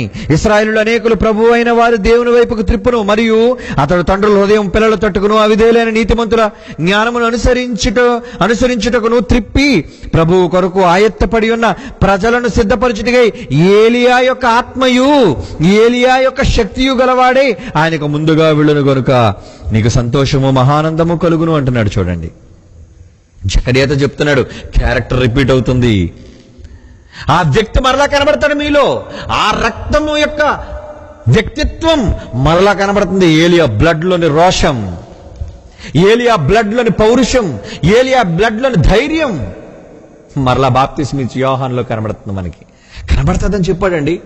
అలాగే మోషేలోని సాత్వికత్వం, మోషేలోని స్నేహ గుణం, ఇవన్నీ కూడా యేసు ప్రభు క్యారెక్టర్లో మనకు కనబడుతున్నాయండి. అంటే వారిలో నుంచి వచ్చిన రక్తములోని గుణాలను, సద్గుణాలను తెచ్చుకున్నారండి. మంచి గుణాలను పుడికిపుచ్చుకున్నారండి, డెవలప్ చేసుకున్నారు. రక్తంలో ఆ వ్యక్తుల యొక్క వ్యక్తిత్వాన్ని వాళ్ళు తెచ్చుకున్నారు. దేనిని బట్టి? వాక్యాన్ని బట్టి, దేవుని యొక్క ప్రణాళికను బట్టి. అదండి వాళ్ళ పట్ల జరిగింది. దేవుని పిల్లలారా, ఈరోజు మనం కూడా అదే ఆదాము సంతతి, ఆదాము నుంచి వచ్చిన వాళ్ళమే. మనలో ఏ గుణం ఉండాలి చెప్పండి? మనలో ఎవరి రక్తాన్ని బట్టి ఏ గుణం మనకు రావాలి మీరు చెప్పండి. కయ్యూను లాంటి గుణాన్ని కలిగి ఉందామా? కోరహు లాంటి గుణాన్ని కలిగి ఉందామా? యాషావు లాంటి భ్రష్టుడైన గుణాన్ని కలిగి ఉందామా? బిలాము లాంటి తప్పుడు గుణాన్ని కలిగి ఉందామా? లేదా ఒక ఏలియా లాంటి రోషం కలిగిన స్వభావం, మోషే లాంటి నమ్మకమైన స్వభావం, దావీదు లాంటి ప్రియమైన స్వభావం, ఇలా ఎందరో ఉత్తములైన వాళ్ళ గుణాలు వాళ్ళ రక్తంలో కూడా ఉన్నది. మన ఆ గుణాన్ని మనం తెచ్చుకోవాలండి. వాళ్ళ రక్తంలో ఉన్న గుణాన్ని మనం తెచ్చుకోవాలండి. తెచ్చుకోగలమా? మనం తెచ్చుకోగలమా? రోమిలకు రాసిన పత్రిక చూడండి ప్రియులారా, 1వ అధ్యాయం. రోమిలకు రాసిన పత్రిక 1వ అధ్యాయం, రోమిలకు రాసిన పత్రిక 1వ అధ్యాయం 7వ వచనం. యేసుక్రీస్తు వారిగా ఉండుటకు పిలువబడి ఉన్నారు. మీరు ఎలా ఎందుకు పిలువబడ్డారు? చివరి మాట అండి, చివరి మాట. రోమిలకు రాసిన పత్రిక 1వ అధ్యాయంలోని 2-7 వచనాలు పెద్ద కాంప్లెక్స్ సెంటెన్స్. ఆ సెంటెన్స్ అంతలో చివరి మాట చూడండి. మీరును వారిలో ఉన్నవారై యేసుక్రీస్తు వారుగా ఉండుటకు, యేసుక్రీస్తు వారుగా ఉండుటకు. యోబులోని సహన గుణాన్ని, అంతే కదండి. యోబు నిజంగా ఎంత సహనశీలి. ఎన్ని కష్టాలు వచ్చినా, ఎన్ని బాధలు వచ్చినా, ఎన్ని అవమానాలు వచ్చినా సరే దేవుని కోసం నిలబడే గుణాన్ని పుడికిపుచ్చుకో యోబు దగ్గర నుంచి. అవునా? ఏలియా దగ్గర నుంచి రోషాన్ని కొని తెచ్చుకో, మోషే దగ్గర నుంచి నాయకత్వాన్ని కొని తెచ్చుకో, దావీదు దగ్గర నుంచి ప్రేమతత్వాన్ని కొని తెచ్చుకో, దానియేలు దగ్గర నుంచి ప్రియుడుగా ప్రియమైన తత్వాన్ని కొని తెచ్చుకో. ఇలా ఎందరో ఉన్నారండి. వాళ్ళలో ఉన్నది కూడా అదే రక్తం, అదే ఆదాము రక్తం, అదే కుటుంబ రక్తం. ఆ రక్తంలో ఎందుకు వాళ్ళ వ్యక్తిత్వాలు మనలో రాకూడదు? మన పూర్వీకుల్లో చెడ్డవాళ్ళైతే కానివ్వండి, మన తల్లిదండ్రులు, మన గర్భాన్ని పుట్టిన పిల్లలు చెడ్డవాళ్ళైతే కానివ్వండి, కానీ వాళ్ళలోని మంచి లక్షణాలను తీసుకుని రావాల్సిన బాధ్యత మన మీద ఉంది. దేనిని బట్టి? ఇదిగోండి మన చేతుల్లోనే దివ్యమైన వాక్యాన్ని బట్టి. ఈ వాక్యాన్ని మనం చదవగలిగితే, ఈ వాక్యాన్ని మనం నేర్చుకోగలిగితే, మనం గాని స్వీకరించగలిగితే ఆటోమేటిక్గా బైబిల్లోని ఎందరో భక్తుల స్వభావ లక్షణాలను మనలోనికి వస్తాయండి. అందుకే అన్ని లక్షణాలను కలగలిపి ఒక మహోన్నతమైన లక్షణం ఒకటి ఉందండి. అది ఎవరిలో తెలుసా? అది మన రక్షకుడైన యేసుక్రీస్తులో. ఈరోజు మనలో ఉన్నది ఎవరి రక్తం? ఆదాము నుంచి వచ్చిన రక్తమే కావచ్చు మనందరిలో ఉన్నది, ఆది మానవుడైన ఆదాము యొక్క ప్రారంభ మనిషి రక్తం. కానీ కడపటి ఆదామైన యేసుక్రీస్తు రక్తం ఈరోజు మనందరిలోనూ ప్రవహిస్తుంది. లేదా? నన్ను తాకిందండి యేసు రక్తం, మిమ్మల్ని తాకిందండి యేసు రక్తం. ఆ యేసు రక్తం మిమ్మల్ని తాకగలిగితే ఆ రక్తంలో మీరు కావలసిన వ్యక్తిత్వం ఏంటో తెలుసా? యేసుక్రీస్తు అంతటి ఉన్నతమైన వారుగా మీరు ఆలోచించండి. యేసుక్రీస్తు అంత ప్రేమ గుణాన్ని స్వీకరించండి, యేసుక్రీస్తులోని జ్ఞాన గుణాన్ని స్వీకరించండి, యేసుక్రీస్తులోని తండ్రికి విధేయత గుణాన్ని నేర్చుకోండి. ఇవన్నీ యేసుక్రీస్తు స్వభావ లక్షణాలను మనం తెచ్చుకోవాలి. అందుకే రోమిలికి రాసిన పత్రిక 8వ అధ్యాయం చూడండి ప్రియులారా. రోమిలికి రాసిన పత్రిక 8వ అధ్యాయం 29వ వచనంలో ఏమంటున్నాడు చూడండి ప్రియులారా. ఎందుకనగా తన కుమారుడు అనేక సహోదరుల్లో జ్యేష్ఠుడగునట్లు దేవుడు ఎవరిని ముందుగా ఎరిగెనో వారు, ఇక్కడ జాగ్రత్తగా చూడండి, వారు పిలిచిన వారు అంటే మనము తన కుమారునితో సారూప్యము సమాన రూపము అంటున్నాడు చూడండి. సమాన రూపము అంటున్నాడు చూడండి. సారూప్యము గలవారమగుటకు వారిని ముందుగా నిర్ణయించను. ఎవరి స్వరూపం కావాలట? ఎవరి స్వభావం కావాలట? మనలో తన కుమారుని స్వరూపం. పౌలు గారికి ఎందుకు కడుపు నొప్పి వస్తుంది, ప్రసవ వేదన అంటే? క్రీస్తు స్వరూపము మీ యందు ఏర్పడినంత వరకు. క్రీస్తు స్వరూపం గలతీ పత్రికలో అంటాడు, క్రీస్తు స్వరూపము మీ యందు ఏర్పడినంత వరకు నీ విషయమే మరలా మరలా మరలా నాకు ఏం వేదన కలుగుతుంది అన్నాడండి? ప్రసవ వేదన. గలతీ పత్రిక 4వ అధ్యాయం 19వ వచనం. గలతీ పత్రిక 4వ అధ్యాయం 19వ వచనం. నా పిల్లలారా, క్రీస్తు స్వరూపము మీ యందు ఏర్పడి వరకు మీ విషయమై మరలా నాకు ప్రసవ వేదన. యేసు రక్తం నిన్ను తాకిందా? యేసు రక్తం నిన్ను కడిగిందా? అవునండి, యేసును నేను నమ్మాను, యేసును రక్షకునిగా నేను అంగీకరించాను అంటే ఆయన బ్లడ్ నాకు వచ్చింది, ఆయన రక్తం నన్ను కడిగింది, ఆయన రక్తం నాలో ప్రవేశించింది, ఆయన రక్తం నన్ను పవిత్రుడిగా చేసిందండి. పవిత్రుడిగా చేసినప్పుడు నాలో దుష్టుడు లేడు, పవిత్రుడిగా చేసిన తర్వాత నాలో దుర్మార్గుడు లేడు, పవిత్రుడిగా చేసిన తర్వాత నాలో కోరహు రాడు. బాగా వినండి, నాలో బిలాము రాడు, నాలో కయ్యను ప్రవేశించడు, నాలో కోరహు ప్రవేశించడు, నాలో యాషావు ప్రవేశించడు. ఇలా ఎందరో బైబిలులో దేవునికి విరుద్ధమైన ఒక ఇస్కరియోతు యూదా లాంటి వారు ప్రవేశించరు. ఎందరో క్రీస్తు విరోధులైన వారు ప్రవేశించరు. ఎప్పుడో తెలుసా? క్రీస్తు రక్తం, ఆయన వ్యక్తిత్వం నువ్వు గాని పుణికి పుచ్చుకోగలిగితే, నువ్వు గాని స్వీకరించగలిగితే, రక్తం అని ద్రాక్షారసం పేరట తాగడం కాదండి, శరీరాన్ని చెప్పి రొట్టెను తినడం కాదండి. తినండి, తప్పులేదు. కానీ నిజంగా క్రీస్తు రక్తం వల్ల మీరు పవిత్రపరచబడిన వాళ్ళే అయితే ఏం జరగాలో తెలుసా? మీలో వీళ్ళెవ్వరూ కనబడకూడదు. కయ్యను లక్షణం మీలో రాకూడదు, యాషావు లక్షణం మీలో రాకూడదు, బిలాము లక్షణం మీలో రాకూడదు, కోరహు లక్షణం మీలో రాకూడదు. కానీ ఒక యోబు లాంటి సహనం. అందుకని చూడండి, యాకోబు పత్రిక 5వ అధ్యాయం 11వ వచనం ఒక మాట అంటాడు చూడండి. యాకోబు పత్రిక 5వ అధ్యాయం 11వ వచనం. సహించిన వారిని ధన్యులు అనుకొనుచున్నాం కదా, మీరు యోబు యొక్క సహనము గూర్చి వింటిరి, ఆయన ఎంతో జాలియు కనికరము గలవాడని మీరు తెలుసుకొనుచున్నారు. ఎంత జాలండి! ఏంటోనండి వీడికి ప్రతి వాళ్ళ మీద జాలి ఎక్కువ అండి. అంటే ఎవరున్నారనమాట నీలో? యోబు. ఏంటండి మీ ఓర్పు? ఇన్ని కష్టాలు వచ్చినా, ఇన్ని అవమానాలు మీ మీద వచ్చినా మీరు దేవుని కోసం ఇంకా నిలబడి చేస్తున్నారా? అవునండి, యోబు వలె సహనం, పౌలు లాంటి గుణం, పేతురు లాంటి గుణం, యాకోబు లాంటి గుణం. ఇలా ఎందరో స్వభావాలు, వ్యక్తిత్వాలు నీ రక్తంలో నీకు రావాలి. యేసు రక్తాన్ని బట్టి నీకు వచ్చేసాయి. ఎందుకంటే ఆ అన్ని స్వభావాలు యేసు రక్తంలో ఉన్నాయి. ప్రతి మంచి వ్యక్తిత్వం యేసులో ఉంది. అందుకే క్రీస్తు స్వరూపం మీలో ఏర్పడితే ఒక నమ్మకమైన మోషే కనబడతాడు మీలో, ఒక రోషం కలిగిన ఏలియా కనబడతాడు మీలో, ఒక ప్రేమ కలిగిన దావీదు కనబడతాడు మీలో, ఒక జ్ఞాని అయిన సొలొమోను కనబడతాడు మీలో. ఏమండి, దేవుని కొరకు ప్రాణమిచ్చిన ఒక పౌలు కనబడతాడు, ఒక స్టెఫెను కనబడతాడు, మొదటి శతాబ్దపు క్రైస్తవ సంఘ వీరులు కనబడతారండి. మీ రక్తంలో వస్తారు. ఎప్పుడో తెలుసా? ఇదిగో ఈ వాక్యాన్ని మీరు స్వీకరించండి, ఈ వాక్యాన్ని మీరు తీసుకొనగలిగితే, ఏమండి, మీ బ్లడ్ గ్రూప్ ఏదైనా కావచ్చు, మీరప్పుడు మీలో ఉన్న గ్రూప్ ఒకటే గ్రూప్. ఏంటో తెలుసది? ఏమండి, blood of Jesus Christ group.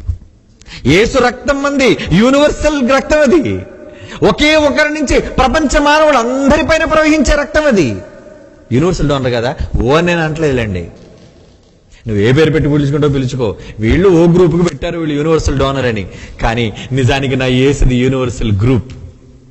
మరి ఆ యూనివర్సల్ గ్రూప్ రక్తానికి చెందిన క్రైస్తవుడుగా నువ్వైతే ఎవరి మీద పగ, ఎవరి మీద ద్వేషం, ఎవరి మీద నీకు కోపం, ఎవరి మీద నీకు చెడు ఉద్దేశం వద్దరా, అన్నిటినీ విడిచిపెట్టేయండి.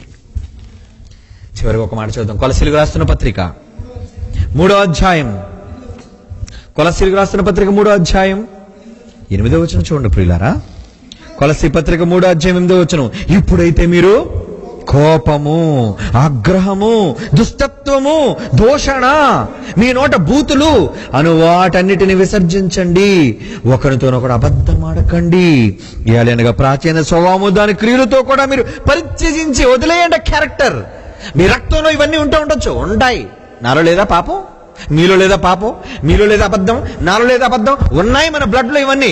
కానీ యేసు ప్రభువు లాంటి మహానీయులు, మహానుభావులు వీటన్నిటిని విడిచిపెట్టేశారు. ఆయన పాపులలో ఉన్న, పాపులతో తిరిగిన, చేరక ప్రత్యేకంగా ఉన్నవాడు ఆయన. అందుకే మనతో కూడా ఏం చెప్తున్నాడండి, ఇప్పుడైతే మీరు కోపము, ఆగ్రహం, దుష్టత్వము, దూషణ, మీ నోట బూతులు వీటన్నిటిని విసర్జించండి. ఒకరితో ఒకరు అబద్ధం ఆడకండి. ప్రాచీన స్వభావం దాని క్రియలతో కూడా మీరు పరిచయించి జ్ఞానము కలుగు నిమిత్తము దానిని సృష్టించిన వాని పోలిక చొప్పున, దాన్ని సృష్టించిన వాని పోలుగు చొప్పున నూతన పరచబడుచున్న నవీన స్వభావం, వ్యక్తిత్వం, నూతనమైన వ్యక్తి నీలో పుట్టాలి. నీ బ్లడ్ గ్రూప్ ఏదైనా కావచ్చు, కానీ యేసుక్రీస్తు యొక్క వ్యక్తిత్వం నీలో రావాలి అంటున్నాడు. చూడండి, నవీన స్వభావమును ధరించుకుని ఉన్నారు అంటున్నాడండి. ఇప్పుడు చెప్పండి, ఏ బ్లడ్ గ్రూప్ మంది? The group of my blood is Jesus Christ. యేసుక్రీస్తు స్వభావమే నా వ్యక్తిత్వం, యేసుక్రీస్తు గుణమే నా వ్యక్తిత్వం. క్రీస్తును నమ్మామని చెప్పుకొని పగలు సాధిస్తున్నారు, క్రీస్తును నమ్మామని చెప్పుకొని అరాచక కార్యక్రమాలు జరిగిస్తున్నారు, క్రీస్తును నమ్మామని చెప్పి వాక్యాన్ని తప్పుత్రోవ పట్టిస్తున్నారు, వాక్యాన్ని యేసుక్రీస్తును నమ్మామని చెప్పి ఎంతో మంది కిరాతకులుగా, దుర్మార్గులుగా, నరహంతకులుగా, ద్వేషులుగా కనబడుతున్నారండి. వద్దు ప్రియులారా, మనం అలా ఉండకండర్రా, అది ప్రాచీన స్వభావం. కానీ ఇప్పుడు దేవుని బట్టి నవీన స్వభావం కలిగిన వారుగా ఉండి నిజంగా క్రీస్తు యొక్క రక్తములోని వ్యక్తిత్వాన్ని సంపాదించుకుంటే యువర్ యూనివర్సల్ డోనర్. నీ రక్తం ఎవరికైనా ఇవ్వు, నీ జ్ఞానం ఎవరికైనా పంచు, అందరితో కలుస్తుంది ఈ రక్తం. ఇది డొనేట్ చేసేది, అందరితోనూ కలిసిపోయేది. నీలో ఓ నెగిటివ్ ఉంది, నీలో ఏబి పాజిటివ్ కూడా ఉంది. ఏబి పాజిటివ్ అంటే ఏ రక్తాన్నైనా స్వీకరిస్తుంది. ఏమండి, ఓ నెగిటివ్ అంటే ఏ రక్తాన్నైనా సరే డొనేట్ చేస్తుంది, దేనికైనా సరే. ఇచ్చేది నువ్వే, తర్వాత అన్నిటితో కలిసిపోయేది నువ్వే. అది ఏ గ్రూప్ నువ్వు పేరు పెట్టుకుంటావు, కానీ యేసు గ్రూపు, యేసు క్రీస్తు యొక్క రక్తాన్ని, వ్యక్తిత్వాన్ని, ఒకవేళ రక్తం వల్ల కడగబడిన వాడు నీవైతే నీ బ్రతుకుల్లో ఆ స్వభావ లక్షణాలు, క్రీస్తు స్వరూపం తీసుకొచ్చుకుందాంరా. అంతా ఆయనలాగా మారిపోయినా కనీసం కొన్ని లక్షణాలను పుణికిపుచ్చుకుందాంరా ఆయనలో నుంచి. అలా తెచ్చుకున్న నాడే మీ రక్తంలో క్రీస్తు వ్యక్తిత్వం కనబడుతుంది, మానవుల వ్యక్తిత్వం కాదు. కళ్ళు మూసుకొని ప్రార్థన చేసుకుందాం. పరిశుద్ధుడైన తండ్రి, ఒకరి నుండి ప్రతి జాతుల మనుష్యులకు రకరకాల గ్రూపుల రక్తాన్ని మీరిచ్చి ఆ రక్తంతో మనిషి తన స్వభావ లక్షణాలని పంచుతున్నందుకు చివరకు మీ కుమారులని యేసుక్రీస్తు వారి పవిత్రమైన రక్తాన్ని మందరి కోసం కార్చి, దేవా, ప్రాచీన స్వభావాన్ని తుడిచివేయడానికి మీరు చేసిన అపురూపమైన త్యాగం గొప్పది తండ్రి. దేవా, రక్తంలోని వ్యక్తిత్వాన్ని మేము కలిగి ఉండగలుగుటకు దేవా, విన్న ప్రతి బిడ్డకి మనోనేత్రాలు వెలిగించవలసిందిగా ప్రార్థిస్తూ క్రీస్తు వలె మేము నడవగలుగుటకు సహాయం దయచేయండి. మాలో దుష్టత్వము, దుర్మార్గత, దేవా, విధేయత, ఎన్నో లక్షణాలు ఉన్నాయి రక్తాన్ని బట్టి. కానీ వాటన్నిటినీ ప్రక్కను పెట్టి క్రీస్తు యొక్క పవిత్రమైన రక్తము చేత కడుగబడిన మేము ప్రేమ, శాంతి, సమాధానం, సమైక్యత అన్నిటినీ కోరుకునే వారముగా ఉండగలుగుటకు మా అందరి మనోనేత్రను మరొకసారి వెలిగించవలసిందిగా ప్రార్థిస్తూ యేసుక్రీస్తు వారి పవిత్రమైన నామంలో ఈ ప్రార్థనకు సమర్పించుచున్నాము తండ్రి. ఆమేన్. మన తండ్రి అయిన దేవుని ప్రేమ, కుమారుడైన యేసుక్రీస్తు వారి కృప, పరిశుద్ధాత్మ దేవుని అన్యోన్య సహవాసము సదాకాలం మనందరికీ తోడేండి నడిపించునుగాక. ఆమేన్. ఓకే అండి, thank you very much and God night to all. Next Saturday మళ్ళీ ప్రశ్నల జవాబులతో కలుసుకుందాం. బైబిల్ పై మీకు ఎటువంటి ప్రశ్నలు ఉన్నా తప్పనిసరిగా మీరు ప్రశ్నించండి. ప్రతి శనివారం మరి 8 గంటల నుంచి 9 గంటల వరకు ప్రసారమయ్యే ప్రశ్నోత్తరాల కార్యక్రమంలో మీ ప్రశ్నలకు సమాధానాలు బైబిల్ నుంచి అడిగి తెలుసుకోండి. Thank you very much and God night all once again.